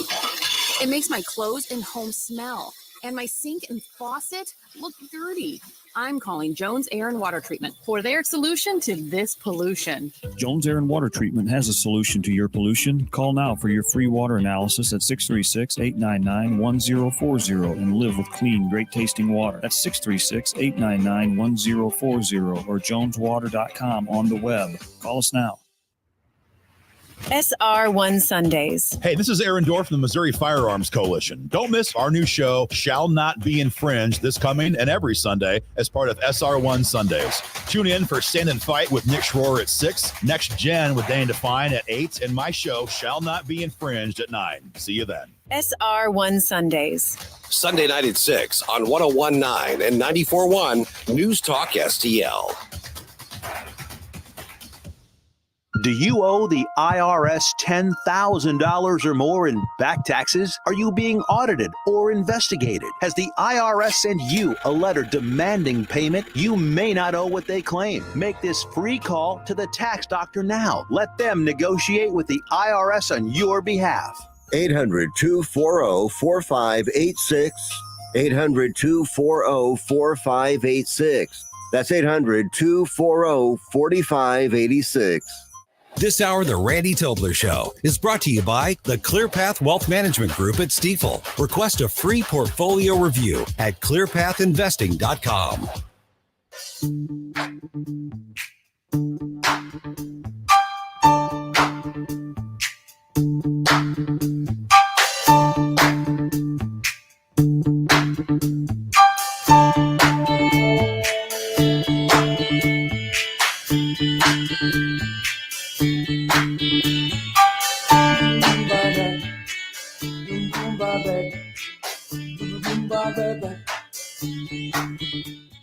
Randy Tobler, Truth Warrior, Woke Destroyer, on News Talk STL.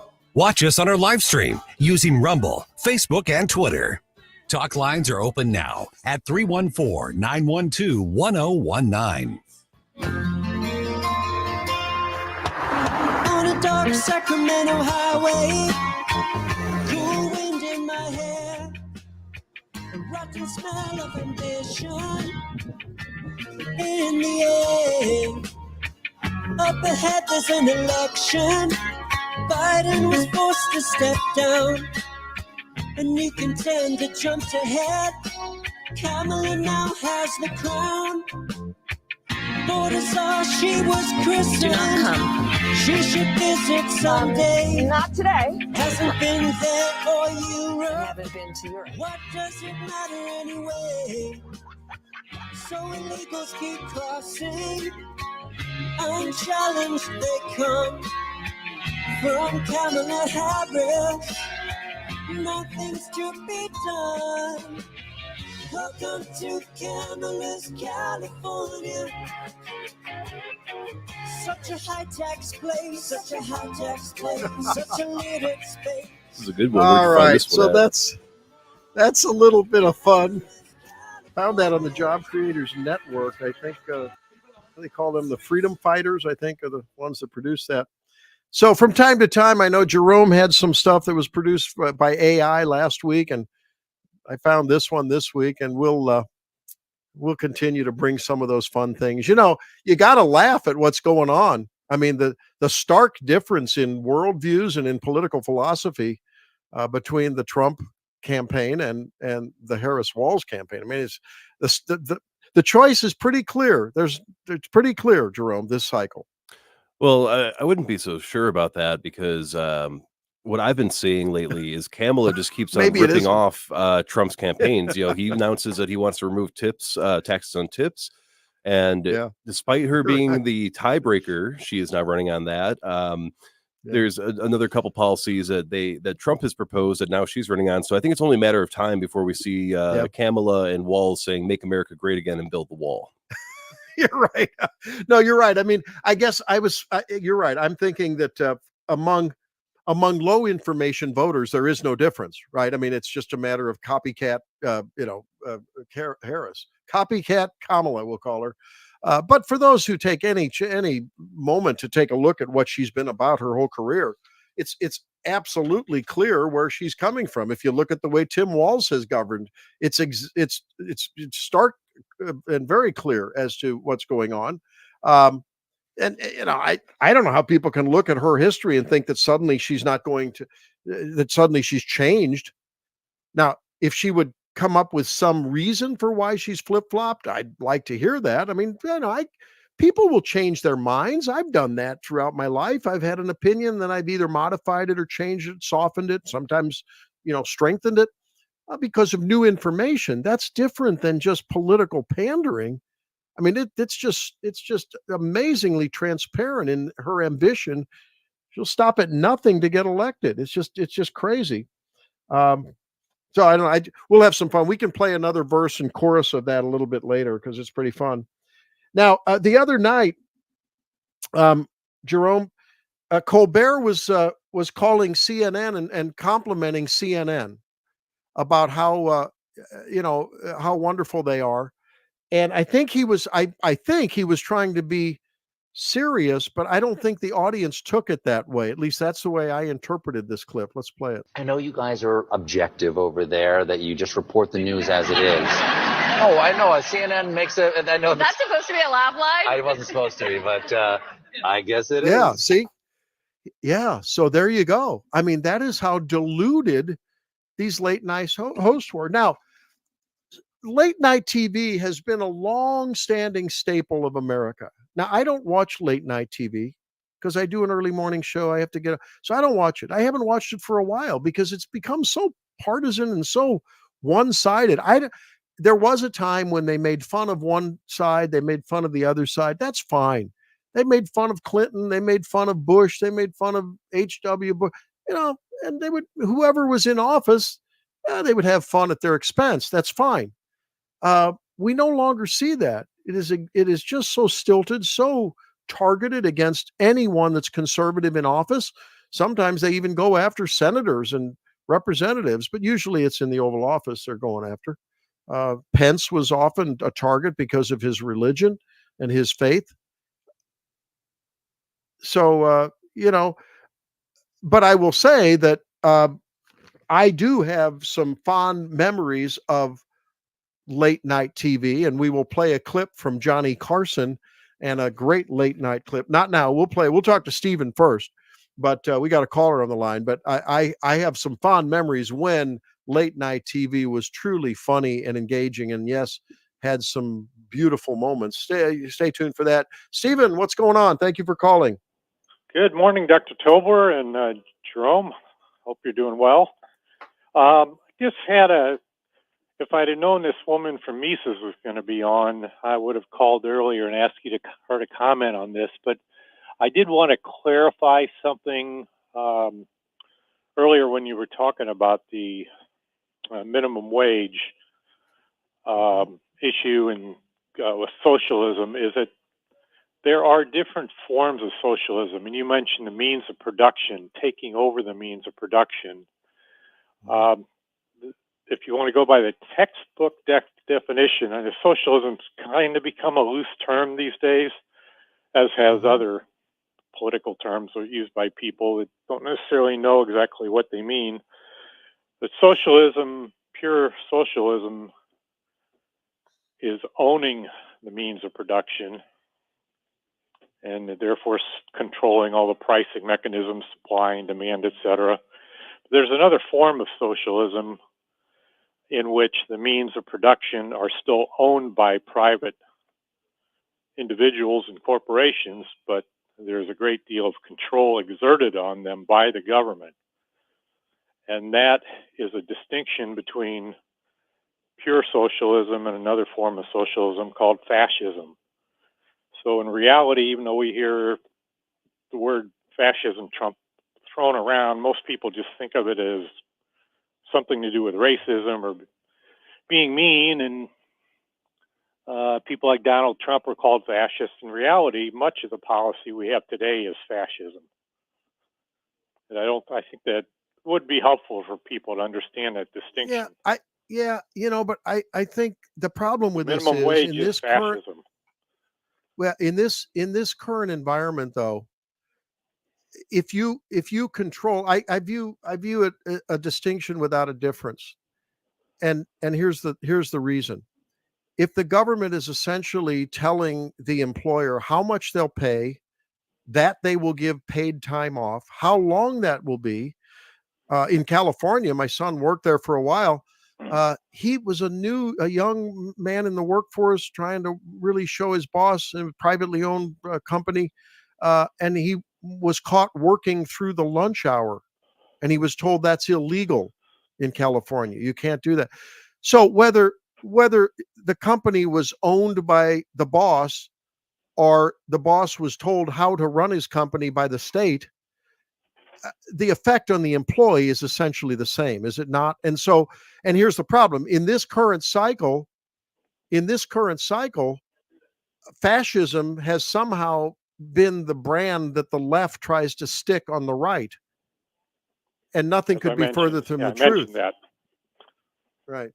So what do you think? I mean, I think it's close enough for jazz, isn't it? That for the low information, unengaged voter, can't we say that they're essentially, when it comes down to the effect on the employee, it's the same thing?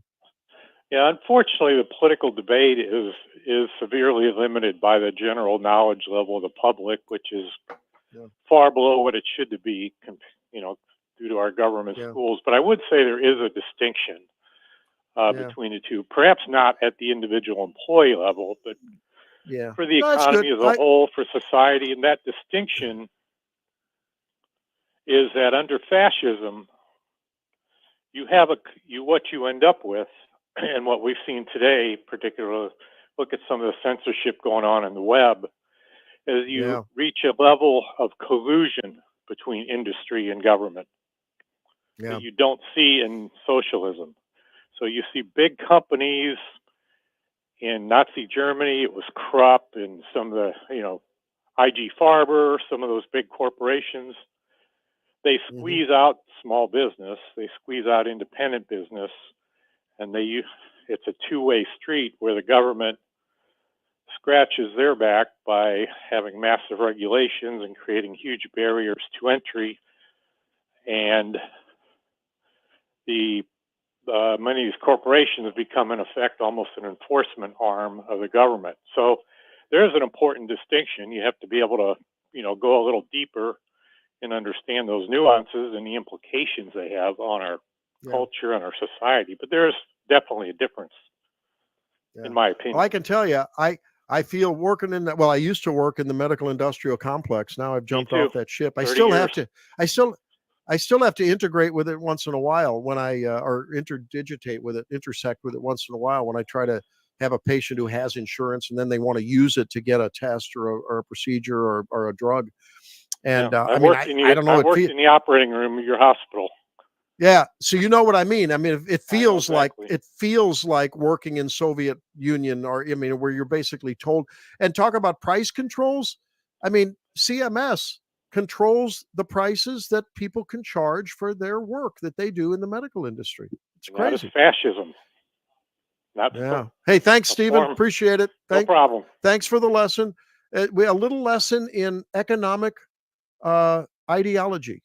And I will concede he's probably right on a technical basis, but I'm not sure that most voters know the difference or care about the difference. We're about there, and there probably are pockets where you could say, well, isn't our educational system socialist? I mean, it's owned by the government. Our public education, it's owned by the government.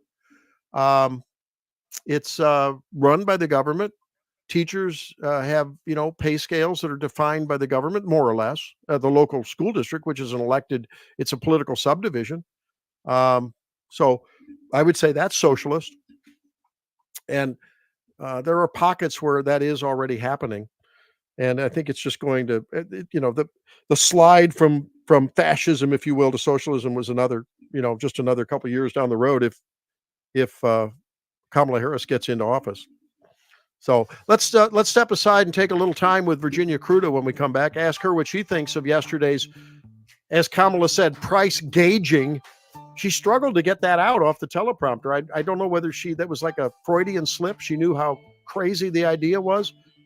She mentioned price gauging. I think she meant gouging, didn't she? We'll come back with more on the Randy Tobler Show. Stay tuned.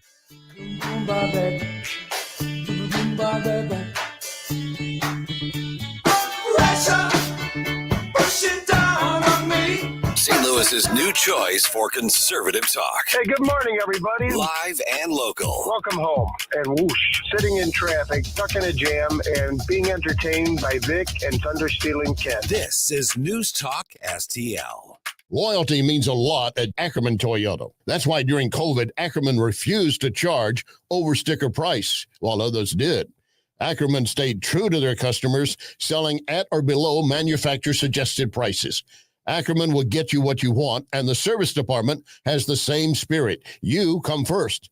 And thank you for making Ackerman Toyota number one in 2023. Ackerman Toyota, AckermanToyota.com. Ackerman Toyota for life. When it comes to the performance of your home, you can do it right and you can do it for less money at the same time. Mike Ferguson here from my friends at Window World. They are simply the best for less. Double strength glass windows, lifetime warranty. And now for the first time, they are offering 36 months, same as cash financing with approved credit. So give my friends right here in St. Louis a call today. Get that free in-home estimate. Once again, 314-993-1800. Spend the weekend in Mount Vernon, Illinois. Every weekend, enjoy festivals and events, including Thursday Night Live at Cedarhurst, Market Days Back to School Bash, Hand Up Summit, Historical Village Ice Cream Social, Zombie Outbreak at the Haunted Woods, citywide yard sales, third Saturdays in Mount Vernon Flea Market and Vendor Fair, concerts at the Granada Theater, special events at C.E. Brem Memorial Library, Cedarhurst Blues, Brews, and Bourbon, Cool Up at the Aquatic Zoo, and so much more. Creativity redefined in Mount Vernon. Visit EnjoyMountVernon.com. Brought to you in part by Mount Vernon Tourism and Enjoy Illinois. Hungry for the best steak you'll ever have?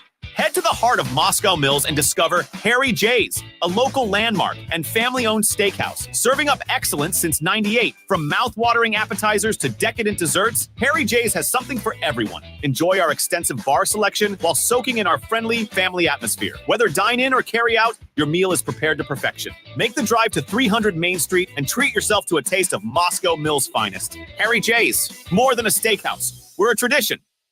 Does your life insurance plan include living benefits, hearing, diabetic supplies, teledoc service, discounts on urns, caskets, tombstones? Larry Connors here. I suggest you call Benjamin Schaefer at Senior Memorial. Call 314-866-8886 or visit memorialplans.com. Memorialplans.com. Senior Memorial Heritage Protection. The Vic Porcelli Show. Drew Allen, he joins us. Donald Trump proved that he can drill, baby drill, fracking, XL pipeline. Ken's paying $1.81 at the Circle K in Afton. Groceries are more affordable. We can afford our medicine. What does Kamala's skin color have to do with any of that? In 30 seconds, you just made the case to reelect Donald Trump. Vic Porcelli, live and local, weekday mornings at 9 on News Talk STL. This hour, The Randy Tobler Show, is brought to you by the ClearPath Wealth Management Group at Stifel. Request a free portfolio review at clearpathinvesting.com.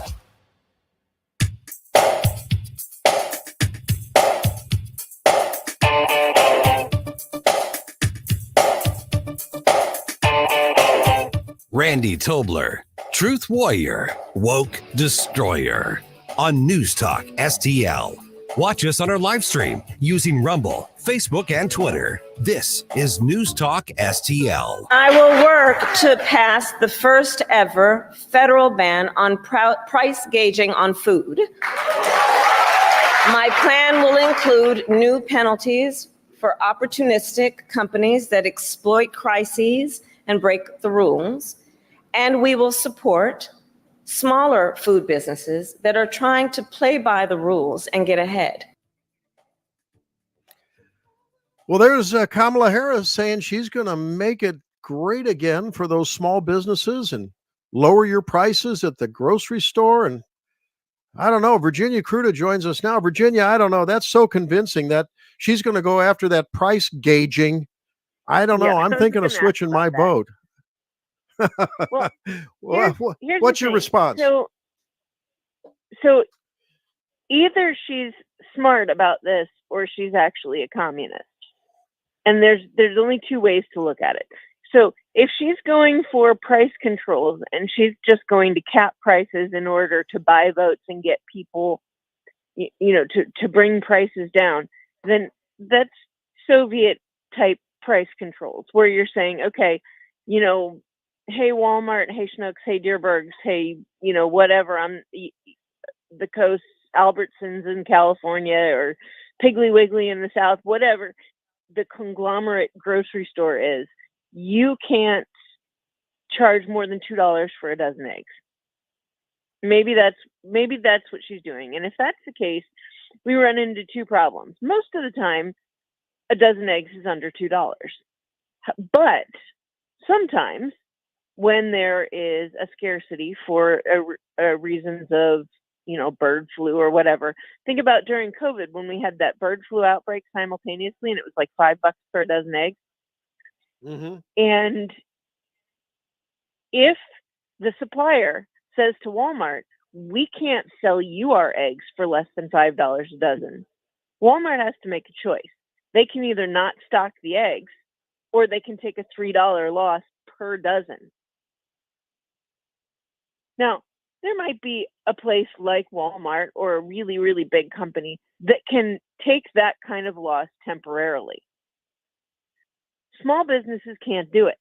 So if they have to get their eggs from the same type of suppliers dealing with the same type of shortages, they're going to have to turn around and sell their eggs at the farmer's market or the local corner grocery store for $5 plus a dozen. And if you have the choice to go to Walmart and get them for $2 a dozen, what are you going to do? The end result being that the little guy still loses money no matter what she's doing to protect him. So, and then you consider it's not just eggs. This is happening with multiple products at the same time. So if you have to do this with eggs, milk, cheese, butter, bread, produce, if she puts a cap on produce, maybe you stop being able to get it at all when it's out of season and you have to pay for shipping from wherever it is that we get it, for whatever particular product. So that's one thing. So you get the Soviet era price controls that result in shortages and small businesses going under, right? Or she's being really smart about this and she's selling something she knows she'll never have to deliver. Because if she's very careful with this policy and it really is only directed at price gouging and people who are capitalizing on a crisis.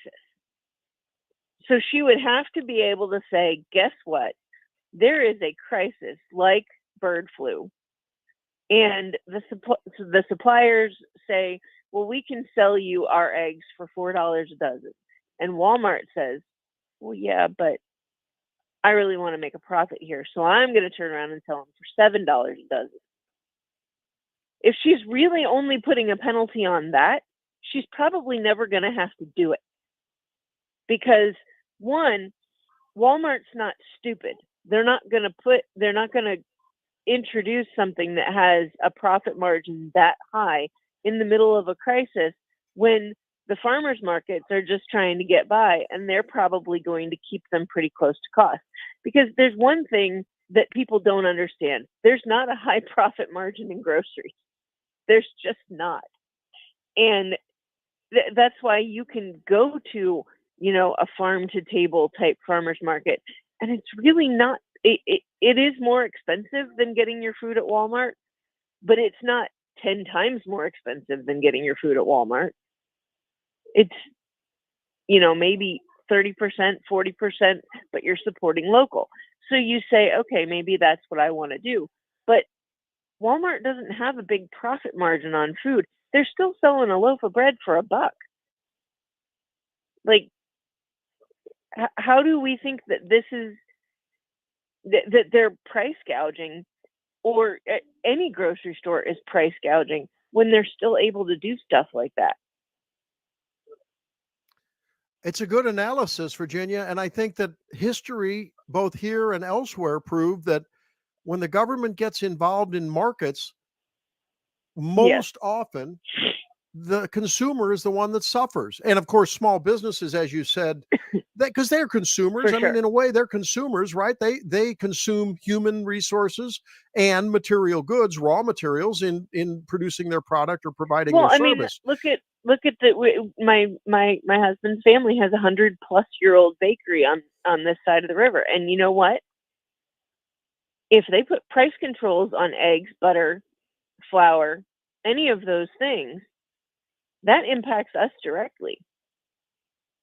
Because if the price control results in a shortage, guess what happens?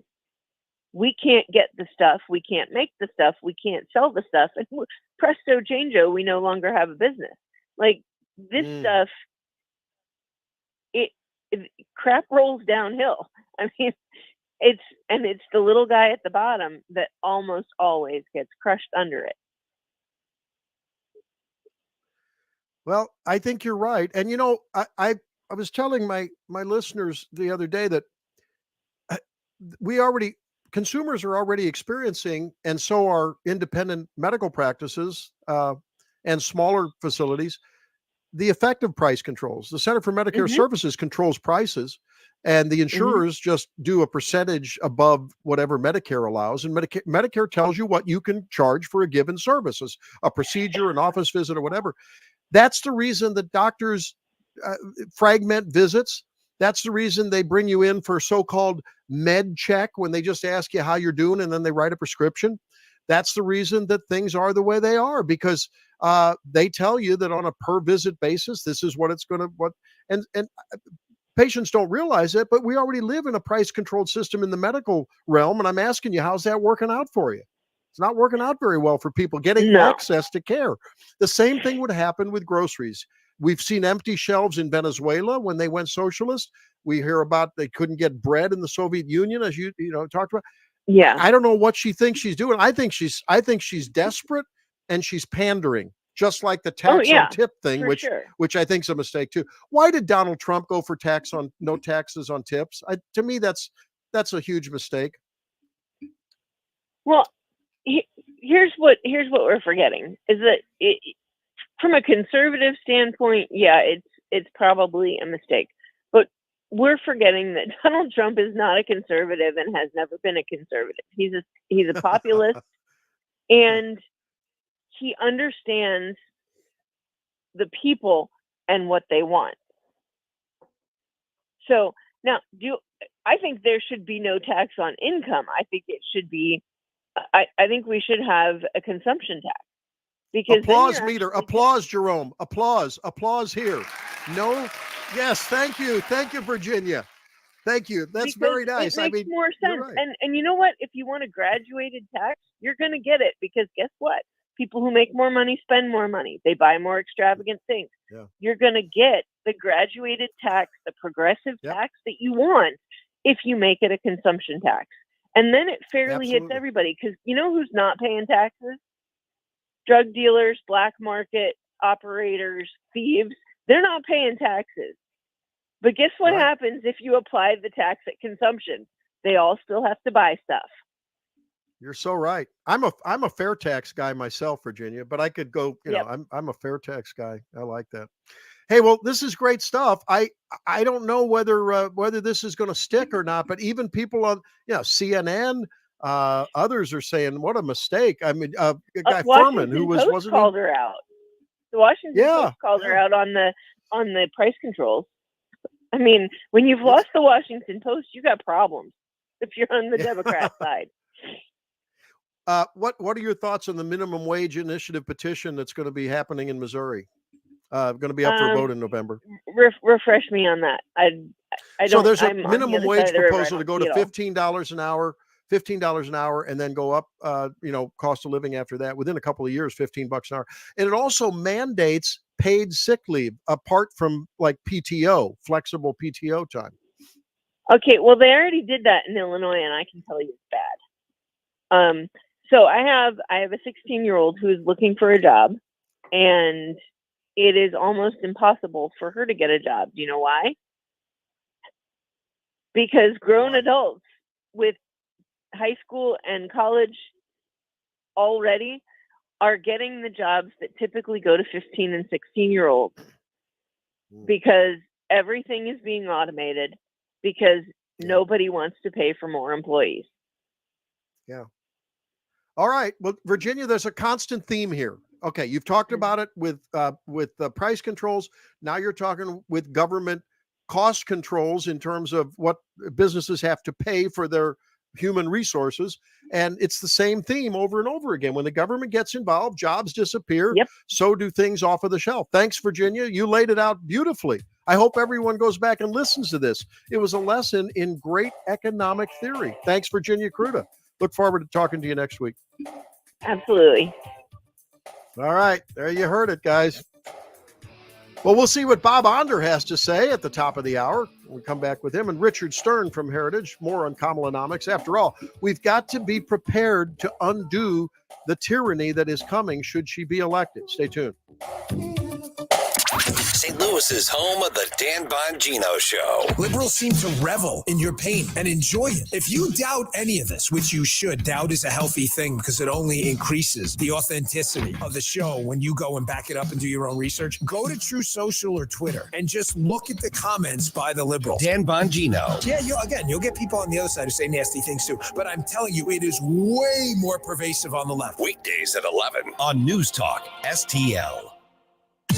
It's time to serve up good vibes at the ballpark. Join us for the first ever pickleball night at Busch Stadium on Monday, August 26th, when the Cardinals host the Padres. With the purchase of a special theme ticket, fans will take home their own Cardinals-themed paddle cover and ball sleeve. Come early for pregame fun with the St. Louis Shock pickleball team. That's Monday, August 26th, pickleball night at the ballpark. For tickets, visit cardinals.com/theme. This is Andre Palante, St. Louis Cardinals for the Loop.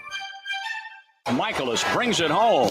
Swing and a miss. He struck him out. Have a cold one. On the Cardinals, don't miss Budweiser's first Beer Fridays at Busch Stadium. Tickets start at just $15 and include your first beer on the house. Each first Beer Friday ticket will be loaded with cards cash that can be used to purchase a Budweiser, Bud Light, Michelob Ultra, or any beverage of choice. For full details or to purchase tickets, visit cardinals.com/Friday. This is Miles Michaelis. Get your tickets now at cardinals.com.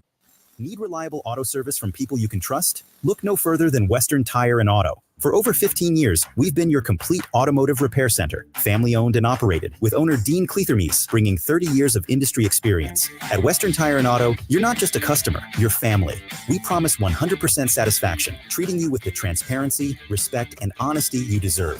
Visit us in St. Peters or in Florissant. For appointments, call or check westerntireauto.com. Western Tire and Auto, your local automotive experts since 2008.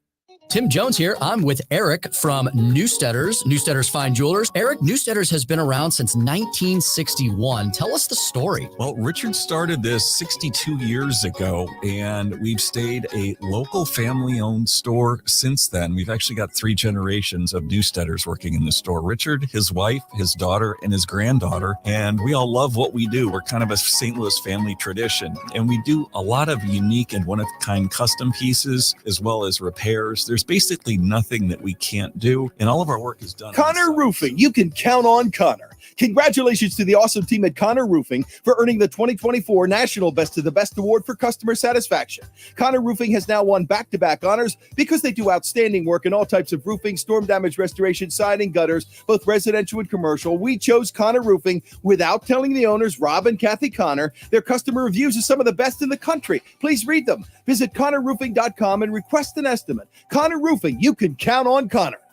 KLGY HD3 Clayton, K270BW Bellefonte, KNBS Bowling Green. This is News Talk STL at 1019, 94.1, and always streaming at newstalkstl.com. Breaking news this hour at townhall.com. I'm Bob Agnew in Washington.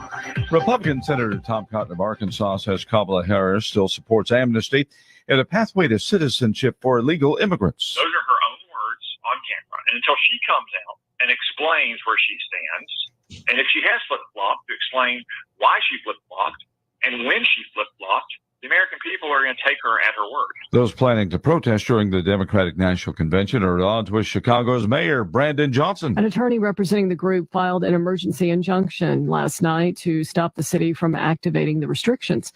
Organizers say the city's banning stages and platforms, portable toilets, tents, and sound equipment. City officials say the changes are needed due to multiple groups planning to protest. That's correspondent Tasha Stevens reporting trouble in the Big Apple for the mayor. Federal prosecutors have issued subpoenas to Mayor Eric Adams, his campaign arm, and City Hall in a probe into the Democrats' 2021 run. Adams says he has done nothing wrong, adding his team is cooperating fully.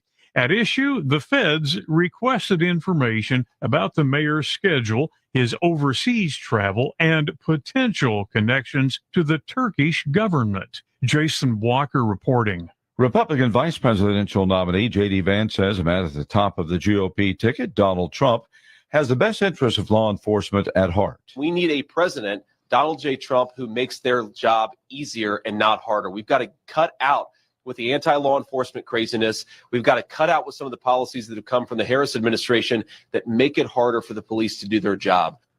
Vance spoke to the Milwaukee Police Association on Friday. The event marked his second trip to the battleground state of Wisconsin this month. More on these stories at townhall.com. Well, summer is upon us and the weather is beautiful. Everyone has a favorite outdoor activity: golf, bike riding, bird watching, long walks. Ask 100 people and you'll get 100 answers. But if everyday aches and pains are keeping you on the sidelines, I have one answer: Relief Factor. Relief Factor is a 100% drug-free daily supplement that helps your body fight pain naturally. Developed by doctors, Relief Factor uses a unique formula of natural ingredients. It doesn't just mask pain, it helps reduce or even eliminate it. Wherever you're hurting, back, neck, joints, or muscles, in 3 weeks or less, you'll start to feel the difference all day, every day. So whatever you like to do, swimming, pickleball, hanging out in the garden, Relief Factor can help you feel good again and let you enjoy all your favorite outdoor activities all summer long. ReliefFactor.com, 1-800-4RELIEF, 1-800-473-5433. Fight pain naturally with Relief Factor. As the daughter of an OBGYN, I learned from a young age that no topic is too taboo for discussion at the dinner table. This family-centered, transparent approach to health and wellness that my dad, you may know him as Dr. Randy Tobler, created for my siblings and I, is what we strive to deliver to our patients at Body of Health Direct Primary Care. I'm Sammy Tobler Gregory with Body of Health, where relationships matter. Come learn about healthcare the way it ought to be and schedule your free discovery call today at bodyofhealth.com. That's bodyofhealth.com. For over 50 years, Di Gregorio's Italian Market has been serving up a taste of Italy right here in St. Louis. Family owned and operated, nestled in the heart of the hill. From homemade sausage and meatballs to spadini, pizzas, pastas, and sauces, our wide variety of Italian specialties will transport your taste buds straight to Rome. For a truly authentic Italian shopping experience, visit your friends at Di Gregorio's. Shop local, shop Di Gregorio's Italian Market, where every bite tells a story. Attention thrill seekers and fun lovers. Did you know the Midwest's largest wooden roller rink is right here in Missouri? Welcome to Piccadilly Palace, your ultimate family entertainment destination. Glide across our massive skating floor, conquer arcade challenges, put your way through mini golf, and dive into cutting-edge virtual reality experiences. And coming soon, a relaxing bar and grill patio, state-of-the-art golf simulators, and heart-pounding two-story go-kart racing next to East Central College in Union, Missouri. Plan your visit now at PiccadillyPalace.com. That's PiccadillyPalace.com. Nate Lucas here for the Village Bar in the heart of Des Peres. Since 1948, the Village Bar has been the go-to destination for delicious food, cold drinks, and unbeatable atmosphere. Savor their famous wings, burgers, and onion rings, or grab a drink from their fully stocked bar. Catch all the big games and enjoy the company of their friendly staff. Plus, don't miss the 1879 Distillery, a one-of-a-kind experience right next door. The Village Bar offers the best value in town. Find the Village Bar on Facebook and come experience where history meets great times. You'll be glad you did. This hour, The Randy Tobler Show, brought to you by Advanced Dentistry Now. Doctors Dan Cusimano and Dr. Megan Dwyer. 636-978-0226. Or visit them on the web at advanceddentistrynow.com.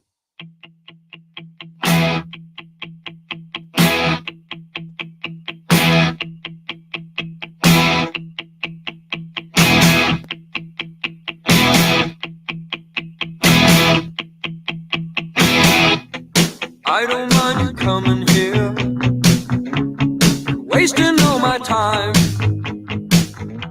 'Cause when you're standing oh so near, I kinda lose my mind.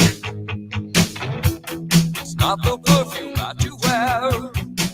Randy Tobler, Truth Warrior, Woke Destroyer. On News Talk STL. Watch us on our live stream using Rumble, Facebook, and Twitter. This is News Talk STL.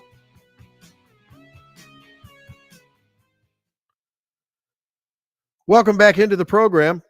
We're going to try to get a hold of Bob Onder here, and I want to talk to him about what he thinks of the upcoming landscape in not only in Missouri but nationally as well. As you know, Bob prevailed in a close race, in a hard-fought race in the primary just a week and a half ago. And we want to see if he does prevail against his opponent in the November election, what his plans are in D.C. When he lands there in January. Certainly has a august history of lots of leadership and conservative principled leadership in Missouri.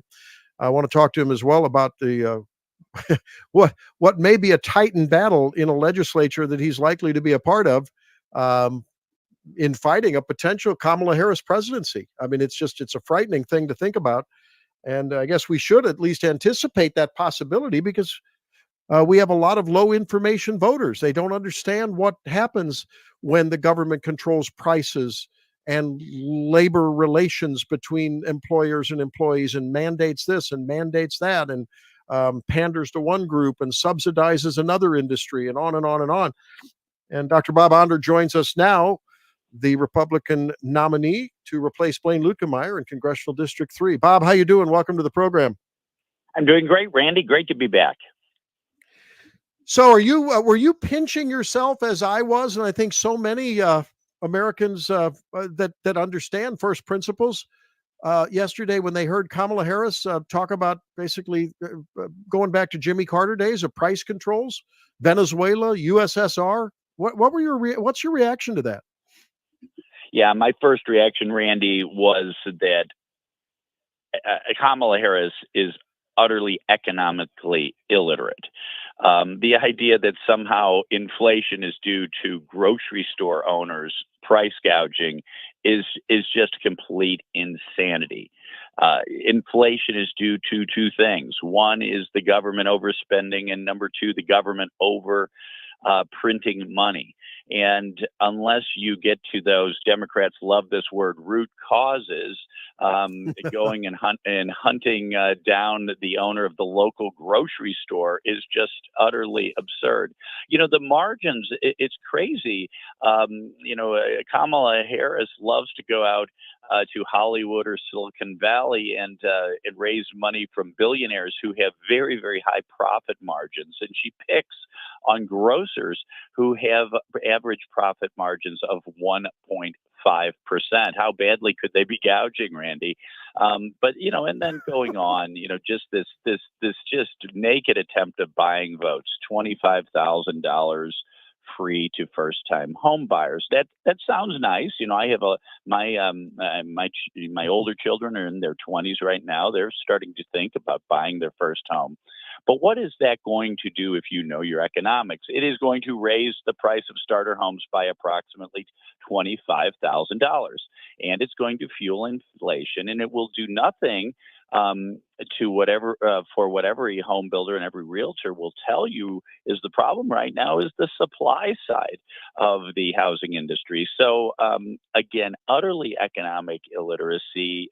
This woman and her running mate cannot be trusted to run our country or our economy. We're talking with Dr. Bob Onder. Bob, we have a debate coming up in just a few weeks between Kamala Harris and Donald Trump. And it's being reported that Tulsi Gabbard is now has been consulted to help prepare Donald Trump for that debate. I know that you supported and continue to support highly Donald Trump. And I wanted to remind you of what Tulsi did when she absolutely destroyed Kamala Harris back in the 2020 Democratic debate. Listen. Congresswoman Gabbard, you took issue with Senator Harris confronting Vice President Biden at the last debate. You called it a, quote, false accusation that Joe Biden is a racist. What's your response? I want to bring the conversation back to the broken criminal justice system that is disproportionately negatively impacting Black and brown people all across this country today. Now, Senator Harris says she's proud of her record as a prosecutor and that she'll be a prosecutor president, but I'm deeply concerned about this record. There are too many examples to cite, but she put over 1,500 people in jail for marijuana violations and then laughed about it when she was asked if she ever smoked marijuana. She blocked evidence. She blocked evidence that would have freed an innocent man from death row until the courts forced her to do so. She kept people in prison beyond their sentences to use them as cheap labor for the state of California. And she fought to keep cash bail system in place that impacts poor people in the worst kind of way. Thank you, Congresswoman. Senator Harris, your response. Bob, that's good. Bob, I ask you, I play that for you, and I ask you, I think it's generally accepted that the Trump campaign was maybe a little less nimble than they should have been, and maybe a little too gracious in not recognizing that the media, including Google with false ads put out by the Harris campaign, the coronation by the mainstream media. Do you feel as though the tide may be turning in terms of really exposing what Kamala Harris is all about? And what's your recommendation to our listeners, the top 2 or 3 points that they need to be talking to their independent-minded voters to make sure that they understand what Kamala Harris is all about? Yeah. Well, I think Tulsi Gabbard is an outstanding choice to help prepare Donald Trump for the debates. Although, Donald Trump is an outstanding debater, and I'm not sure he needs too much preparation. Look, I think what we most need to keep in mind, because I am a little fearful of this switcheroo by the Democrat Party.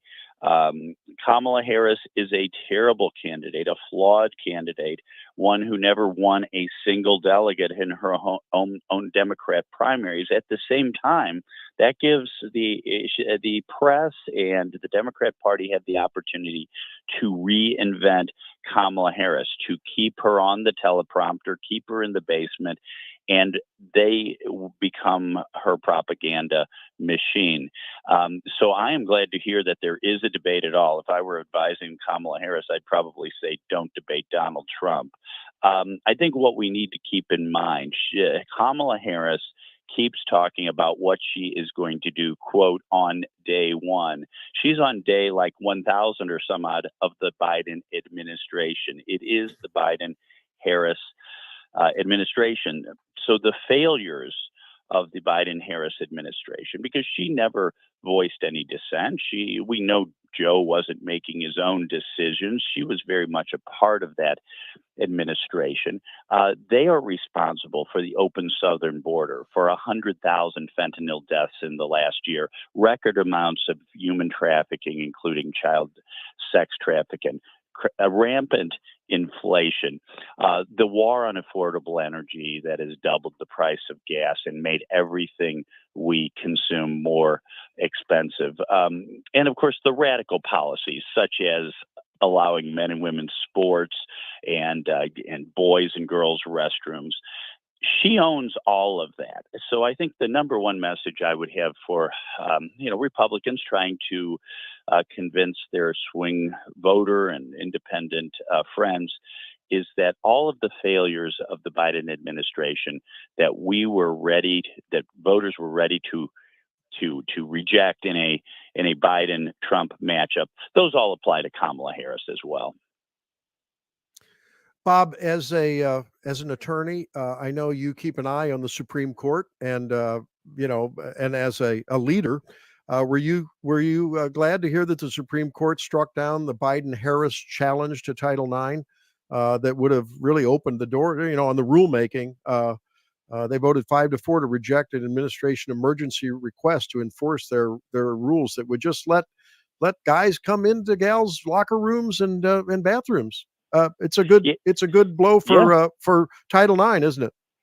Absolutely, Randy. This was an example of the ridiculous overreach of the Biden-Harris administration. Just like the student loan forgiveness program, just making law by executive fiat.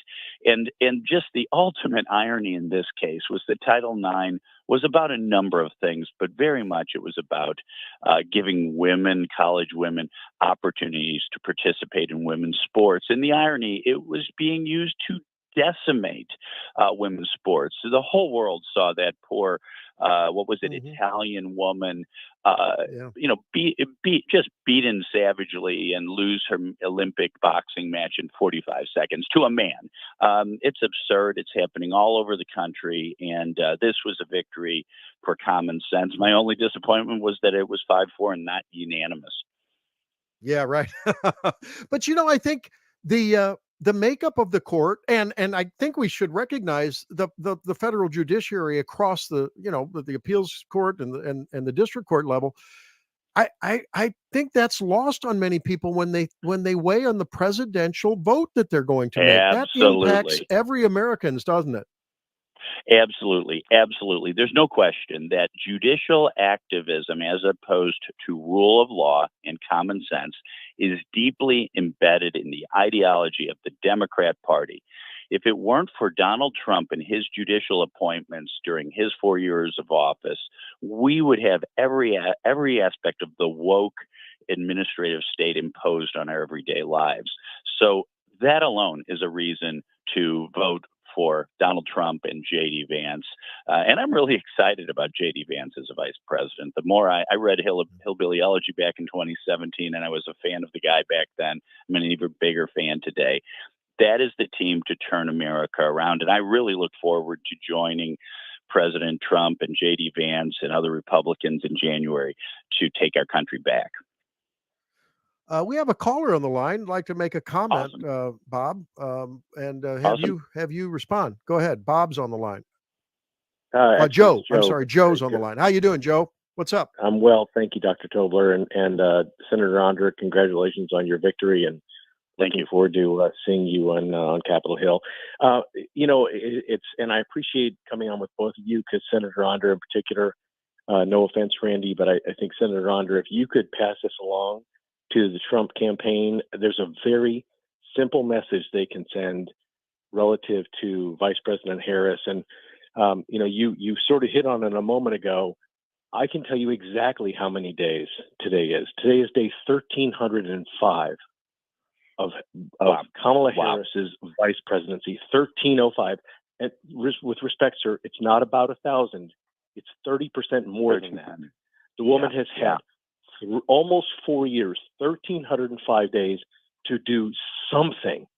And if you remember, Dan Bongino every day posts on social media, today is thus and such date, and Joe Biden is the worst president of U.S. history. Okay, which is true. All right. What the Trump campaign needs to be doing is going on every social media outlet and say, today is day 1,305 of the Harris-Biden administration, and Kamala Harris has accomplished ... And I would put in, 9% inflation, 50%. We got it, Joe. We got it. Price. We got it, Joe. Thank you, Joe. We got limited time here. I think what he's saying is, Bob, this is like 100%. The arsonist claiming to be the fireman. Yeah, that's exactly right. Yeah, when Joe first said, and Kamala Harris has done nothing. No, that's not the problem. If she and Joe Biden had done nothing the last 3 years, we'd be a lot better off. It's what they have, she has done. And as Joe started to say, high inflation. Now we beg foreign dictators for oil, whereas we were energy dominant. Open borders, rampant crime, whereas we did have better public safety and closed borders. That's exactly right. It's not what she's going to do on day one. It's what she and Joe Biden have done in the last 1,305 days. Excellent point. Bob, I think it's a safe assumption that when people listen to your message versus your opponent in the upcoming general campaign, it'll be clear and crystal clear that you need to land in D.C., and I'm confident you will. What kind of an appetite do you have to do what I think needs to be done in terms of reining in the administrative state? I don't know if you've seen, Neil Gorsuch has a new book out, Justice Gorsuch, called Override. And it's basically about his astounding, revelation in his own lifetime of the growth of the administrative state. And I think the latest striking down of the Chevron doctrine, I think, is a prime example of where we need to go. Would that be something on your agenda as a legislator? Absolutely. In fact, I think we should codify the recent decision striking down Chevron, just so it's crystal clear should the makeup of the court swing in the future. As your listeners, many of them know, the Chevron decision was a 1984 decision that said whenever a federal statute wasn't completely, in a very detailed way, clear, that the courts should give deference, so-called Chevron deference, to the bureaucracy and the bureaucrats in the administrative state, because they were experts, quote unquote. The problem is that these bureaucrats then expand the original statute beyond all recognition. And, a prime example is the Clean Air Act. The Clean Air Act was clearly never intended to apply to carbon dioxide, which we breathe out and plants breathe in. But I would point out to Justice Gorsuch that the Civil Rights Act was never intended to apply to sexual orientation and gender identity, and yet he wrote the Bostock decision. So I do look for. I'm otherwise, other than that decision, I'm a pretty big fan of Gorsuch's, and I will get that book. Yeah, it's I heard him on a podcast. And it was really a great interview. All right, well, Bob, we're out of time, and but I appreciate you being with us. And there's a lot to talk about, and there's certainly a lot this cycle to make sure that folks listen to your message, and those who, like you, want to return us to some sanity in government. And people can learn more about you and your agenda on where, Bob, so that they know. BobOnderMo.com is my website, and Bob Ondermo on Twitter, Facebook, and Truth Social. All right, I'm a follower. I hope that others will follow you as well. Thanks, Bob. Have a great weekend. Thank you, Randy. All right, there he is, Bob Onder. Coming up, Richard Stearns, the director of budget at Heritage Foundation. Not their budget, but analyzing the federal budget. I imagine he'll have a little bit to say about Kamalanomics. In fact, he wrote a white paper on it recently. Talk about that when we come back on the Randy Tobler Show.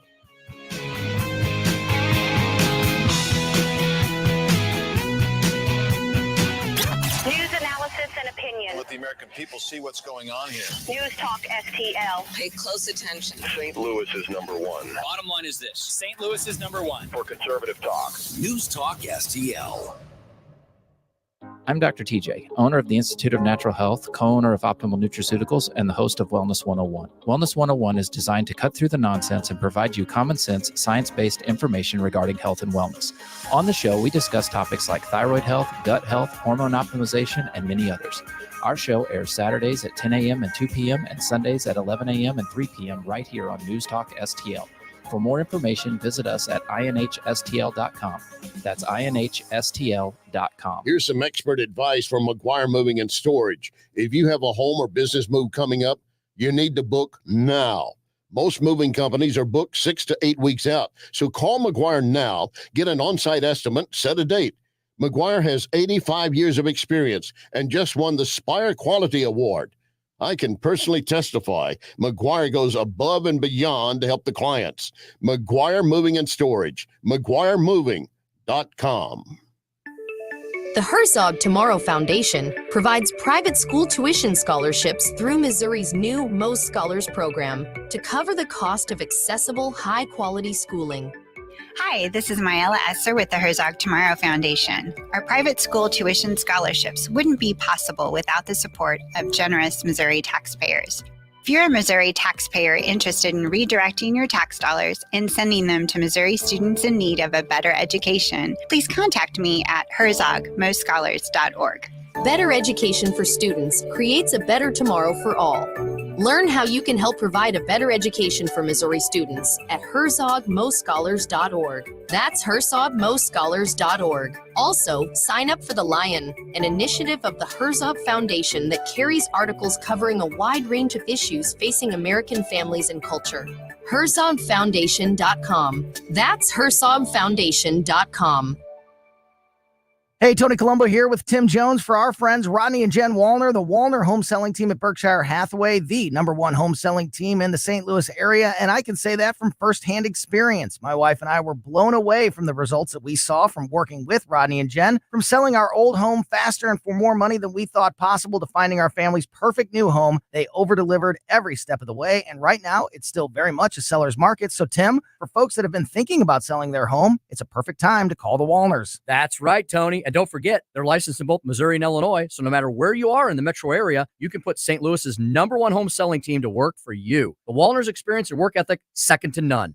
And of course, the numbers speak for themselves. The Wallners sell 15 times more homes per year than the typical realtor. Right now, they're working with so many qualified buyers, they'll guarantee to obtain you an offer. If you've been thinking about selling your home, don't wait. Call the Wallners now at 314-810-SOLD. That's 314-810-SOLD for the Wallner home selling team. Colombo and Company. Monday is the start of the Democratic Convention where the Dems will attempt to rewrite history, and it's our job to stop them. Plus, we'll talk to Virginia Kruta from the Daily Wire at 2:20 and tech expert Mike McCleary at 3:05. Live and local weekdays at 2 on News Talk STL.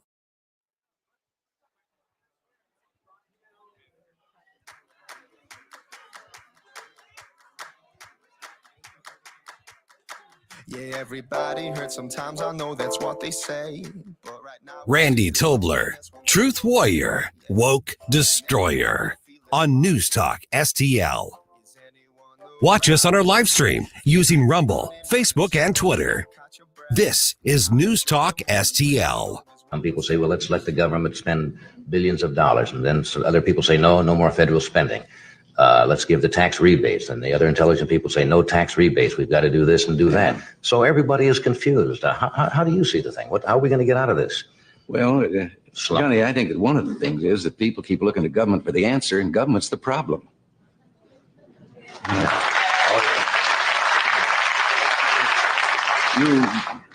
moment ago, you asked, about people and feeling not only confused, but low and down in America. First of all, the American people, if they would just take a little inventory and look around, you triple our troubles, and we're better off than any other people on earth. And we've asked so much of government, and we've gotten in the habit over the last 40 years of thinking that government has the answers. There's very little that government can do as efficiently and as economically as the people can do themselves. And if government would shut the doors and sneak away for about 3 weeks, we'd never miss them. Well, that was, of course, Ronald Reagan talking with Johnny Carson decades ago. And I'm anxious to talk to Richard Stern, director of the Herman Center for the Federal Budget at Heritage.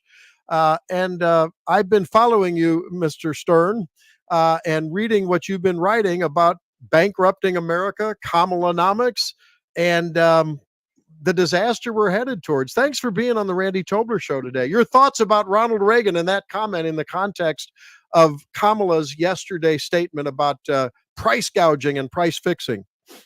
Well, thank you so much for having me on the show, and I appreciate that. Look, he was the master communicator, and there's a reason for that. I think he is 100% right about that. What I always tell people is when you think of what is the economy, it's how we all organize all of our work to produce goods and services, the food on your table, the roof over your head, the doctor who saves your life and extends your quality and length of life. None of that is a government regulation or the Federal Reserve printing a piece of paper with a picture of a dead president on it. All the government can do is yell at the economy and get in the way and lecture people who actually produce the things we need. That's all the government does. If they would get out of the way, then those people who have the skills, the talent, the drive, the innovation, they would come to the forefront and make a better way of producing those products that we all need. And that's really where wealth comes from. I'm so worried that, I've looked at your testimony, I've read the stuff that you write, and, we seem to talk a lot about politicians. I talk about politicians on the show and how can they do this to us? Even self-proclaimed conservatives that wear an elephant on their T-shirt, Richard. More and more spending, more and more special interest group pandering. Even Donald Trump now wants to exempt one group of workers. Somehow their revenue, if they earn it through a tip, they're supposed to be exempt from taxes. Is the problem the politicians, or is the problem we, the people that elect the politicians, because we want something from government? In other words, has that teeter-tottered to where we're all socialists now? I think that's a great point on that. Look, if we go back to the founding fathers, and John Adams, of course, has the famous quote that our system of government is meant for immoral people. At the end of the day, I think there's a lot of truth to that, right? Which is that a government is very much a reflection of the population of a country. And so as much as I think you're right, it's easy to look at the politicians and look at, frankly, the declining caliber of politicians over time, to look at them reaching for shinier and shinier objects to distract people. I think it's absolutely correct to say, well, why do we, the people, keep electing them in office? Why do we keep putting people in office who will casually steal the fruits of labor from one person and just haphazardly give it to somebody else? So absolutely, I think it's both parts of this system. But I'll tell you this though, it's not a new thing for people to get corrupted by the idea of voting in politicians that give them free stuff. And that's frankly why the founders wanted as small a government as possible. If the government is small, then that corruption is much more limited. Right now, local, state, and federal governments all together spend, repurpose, redirect, however you want to frame it, 37% of the entire economy. At that size of government, there's no way out of the corruption. Yeah, and boy, I didn't realize it was that much. So, in other words, that's sort of is it fair to say what the bureaucracy overhead is? A little more than a third of our economy? I wouldn't say overhead. I'd say control. So quite literally, if you think of you think of what socialism is, it's government calling the shots of the economy. A lot of that money gets repurposed to people. In fact, the vast majority of that 37% literally is redistributed wealth. But yeah, that's what I'd say. It's not the overhead. It's their control over the fruits of our labors.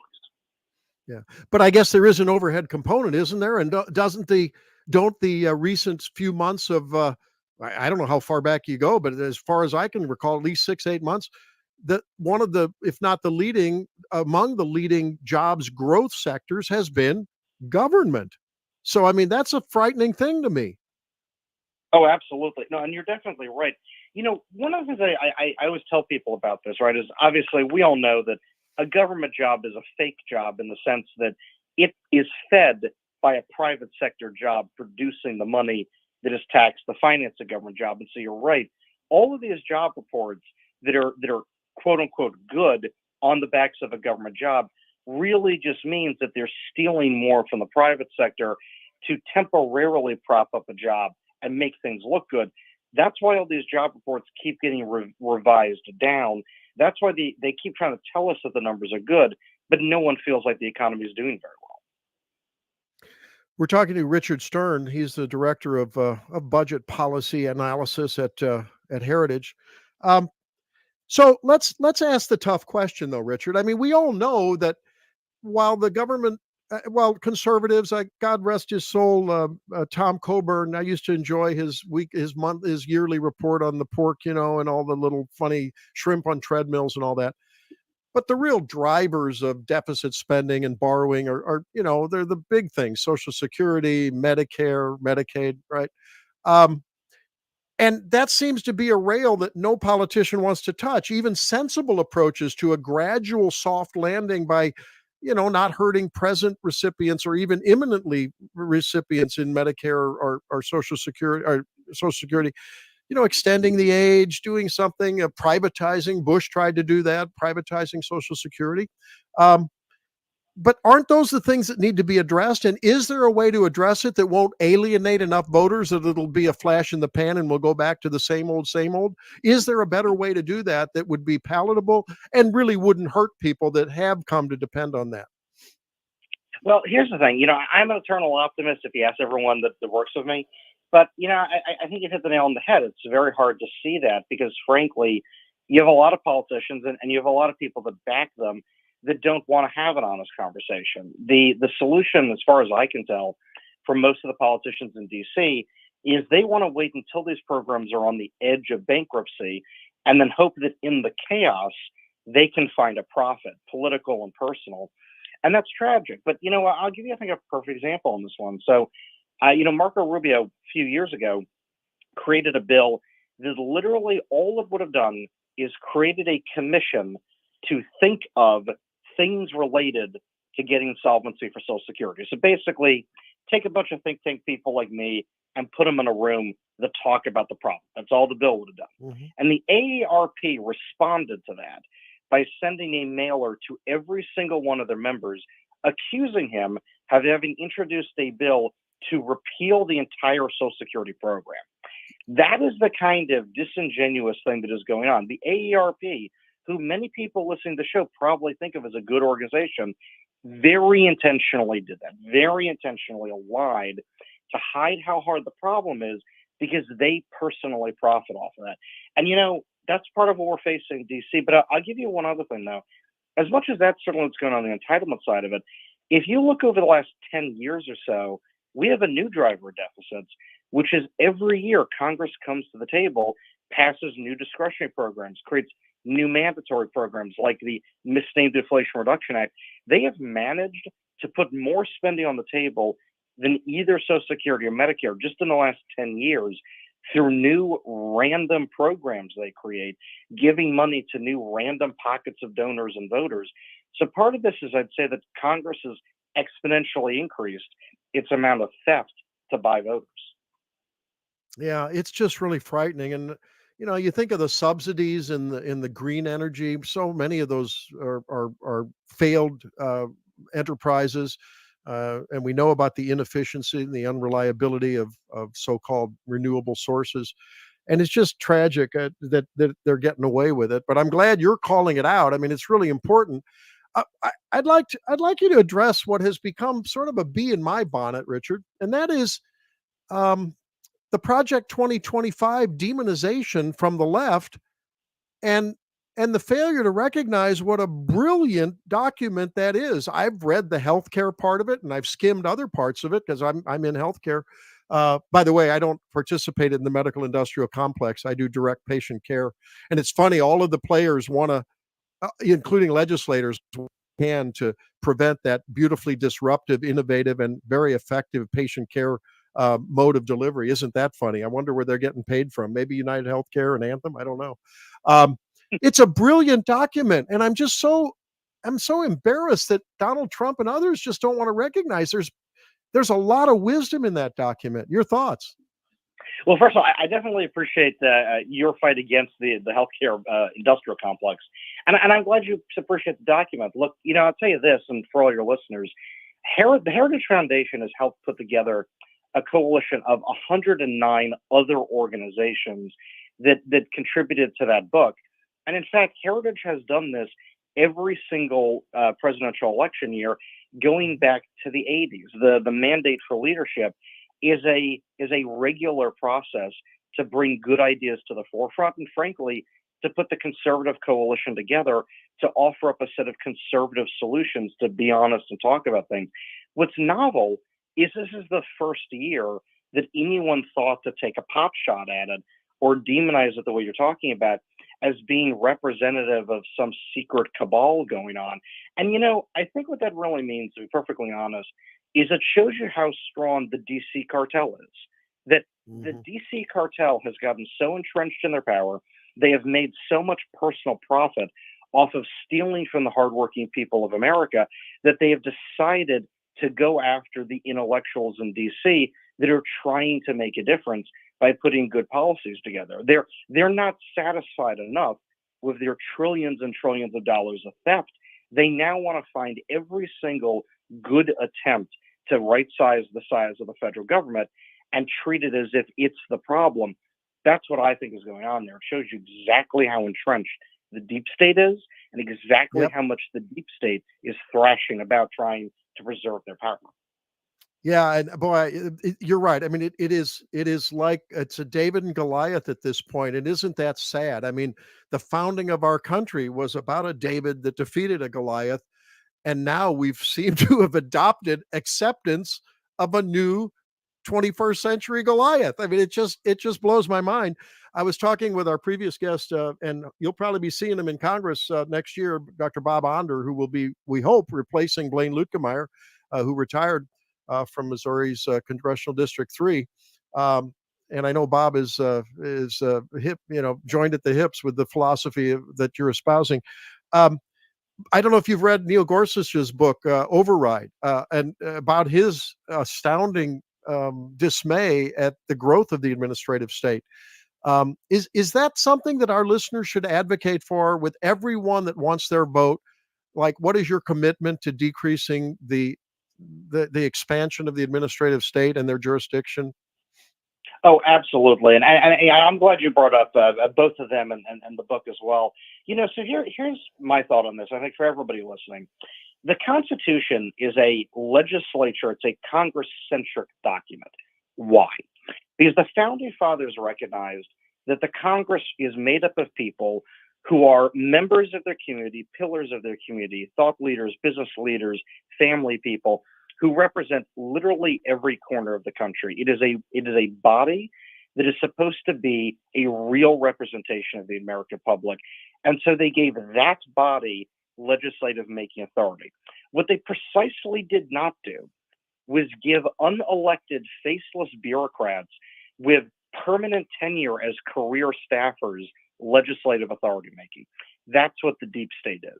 There's some Harvard-educated 25-year-old who's never worked a day in their life, who's never been elected to anything, who doesn't come from any part of the country, who is sitting in an office in DC, who's thinking up regulations and can write it on their own and sign it into law on their own as an unelected bureaucrat.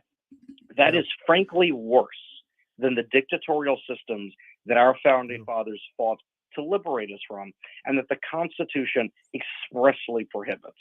It is a lazy corruption of our culture.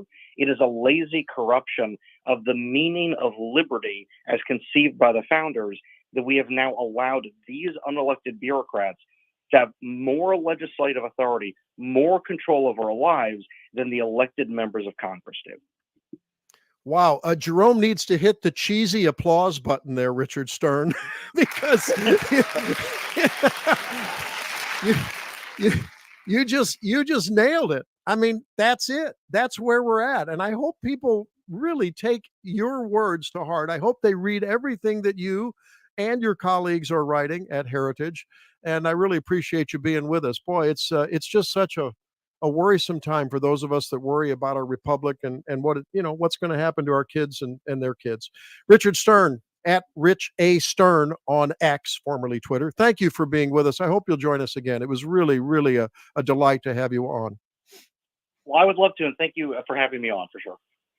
All right. There he is, Richard A. Stern. Wow.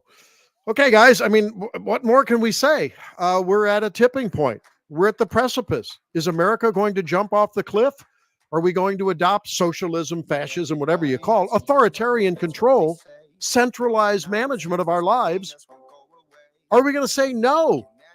Don't, period, tread, period, on, period, me, period.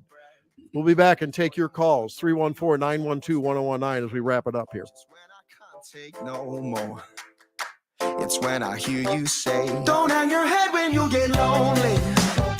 Listen anytime. It happens Anywhere. Everywhere. Every day continues to bring more news With the News Talk STL app. Keep St. Louis's home for conservative talk with you wherever you go. Download the News Talk STL app in the App Store or at newstalkstl.com. The St. Louis County Police Department is hiring, and we want you.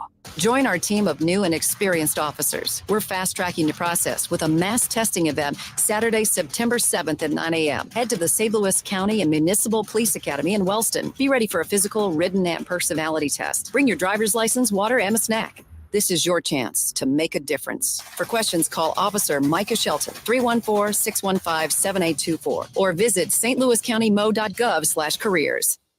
News Talk STL is proud to have Doug Voss of Safe Money Radio as part of our lineup each week. Doug has been a staple on St. Louis radio for many years as one of the leading financial experts in the area. Doug and Safe Money Radio is on 3 times every weekend, but in case you miss anything, you can check it all out at DougVossSafeMoneyRadio.com or call 844-676-SAFE. That's 844-676-7233. Doug Voss is a registered representative. Securities offered through DHL Securities, LLLP. Member FINRA and SIPC.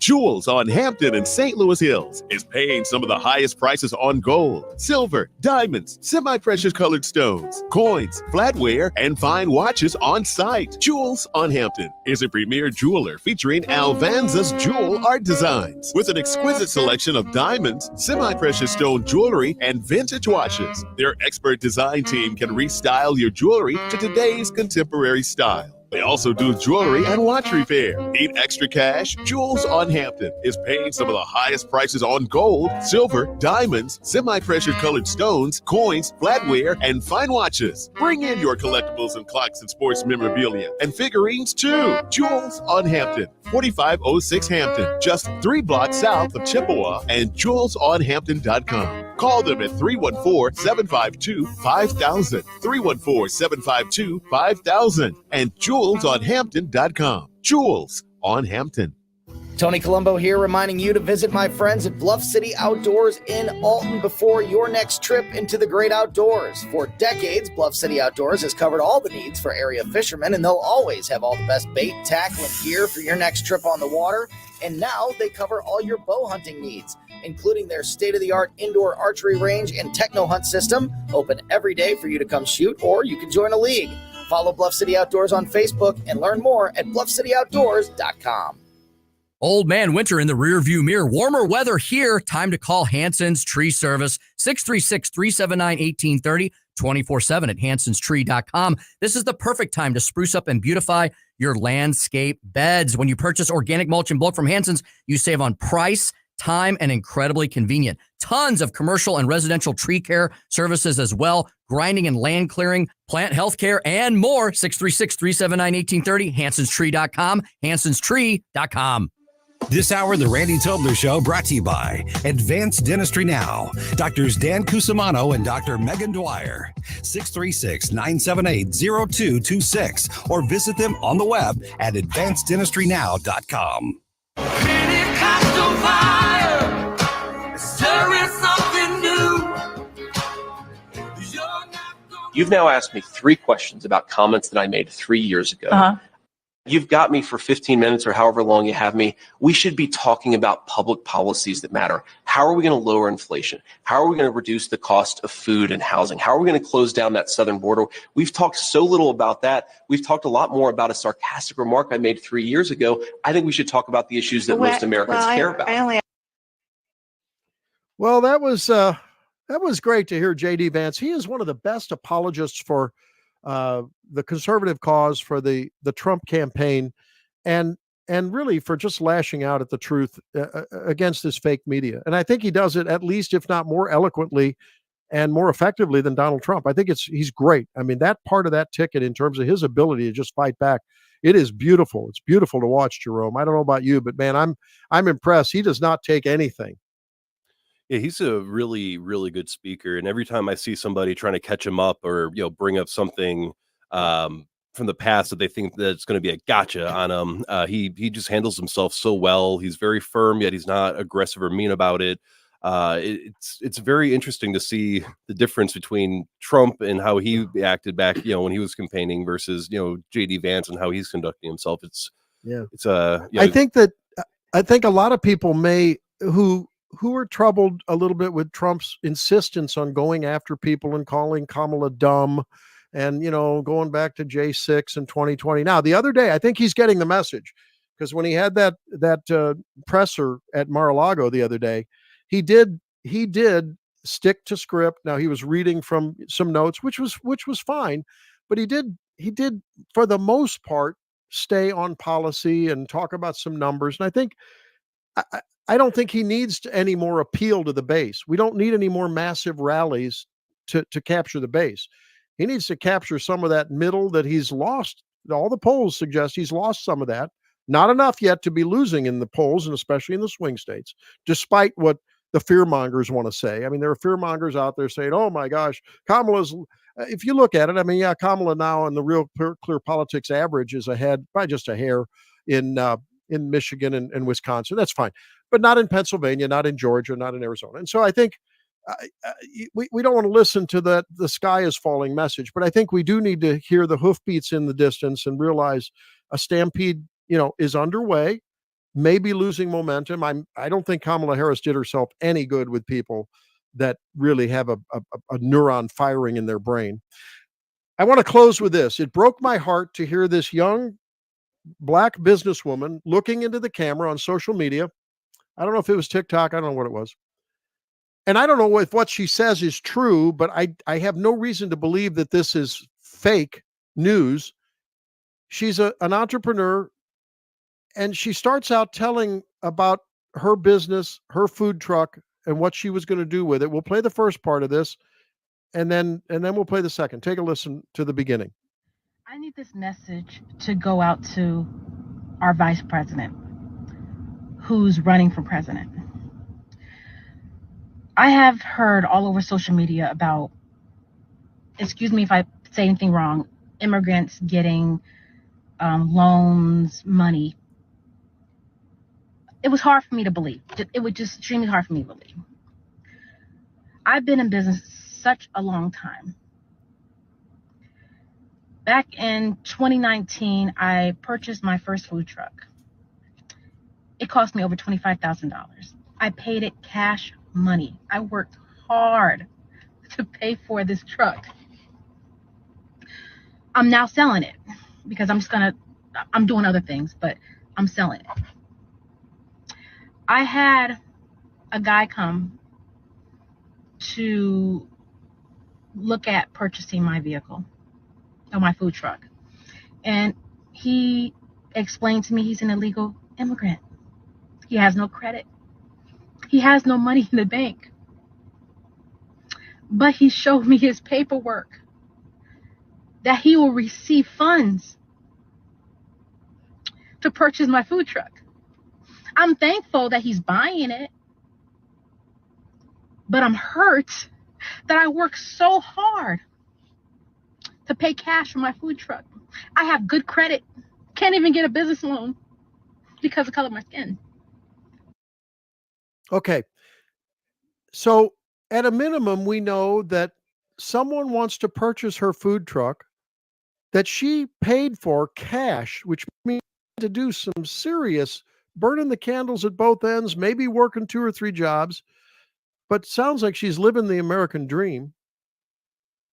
And then it sounds like an illegal immigrant is somehow getting subsistence. At a minimum, we know that there are politicians named Tim Walz, named Kamala Harris, and every other one that supports the Democrat progressive agenda who support giving illegal immigrants, non-citizens, things that they absolutely don't deserve. And not only should they not be given those, they should be deported. And if you disagree with that, let me know. Give me a call. We'll have a discussion next week because we're almost out of town. Here's the end of this. I'm going to leave you with this, and then we're going to head out. I have some work to do on the farm. I'm going to take a look at my nesting eagles and remember that liberty still does exist. Here's this woman as she absolutely loses her cool thinking about this. But I need my president to tell me why I worked so hard all these years, all these decades. Couldn't get a business loan, but I bust my ass to get the money to create my business. And we got immigrants coming here. And they're getting money. Money! We're doing nothing but just being here. It's not right, and I want answers. So I'll leave you with this. That woman, I think, is a metaphor for what's going on in Kamala Harris's future America. You've seen it already. They're taken from you. You work hard. You sacrifice. Maybe you've taken that second job. The government has taken it. The Democrats will take more of it, and they'll give it to people that don't even have a right to set foot in this country. That's what's on the table come November. Share that with your friends, will you? And thank you for sharing your time with us this morning on the Tobler Show. We'll see you next week. God bless.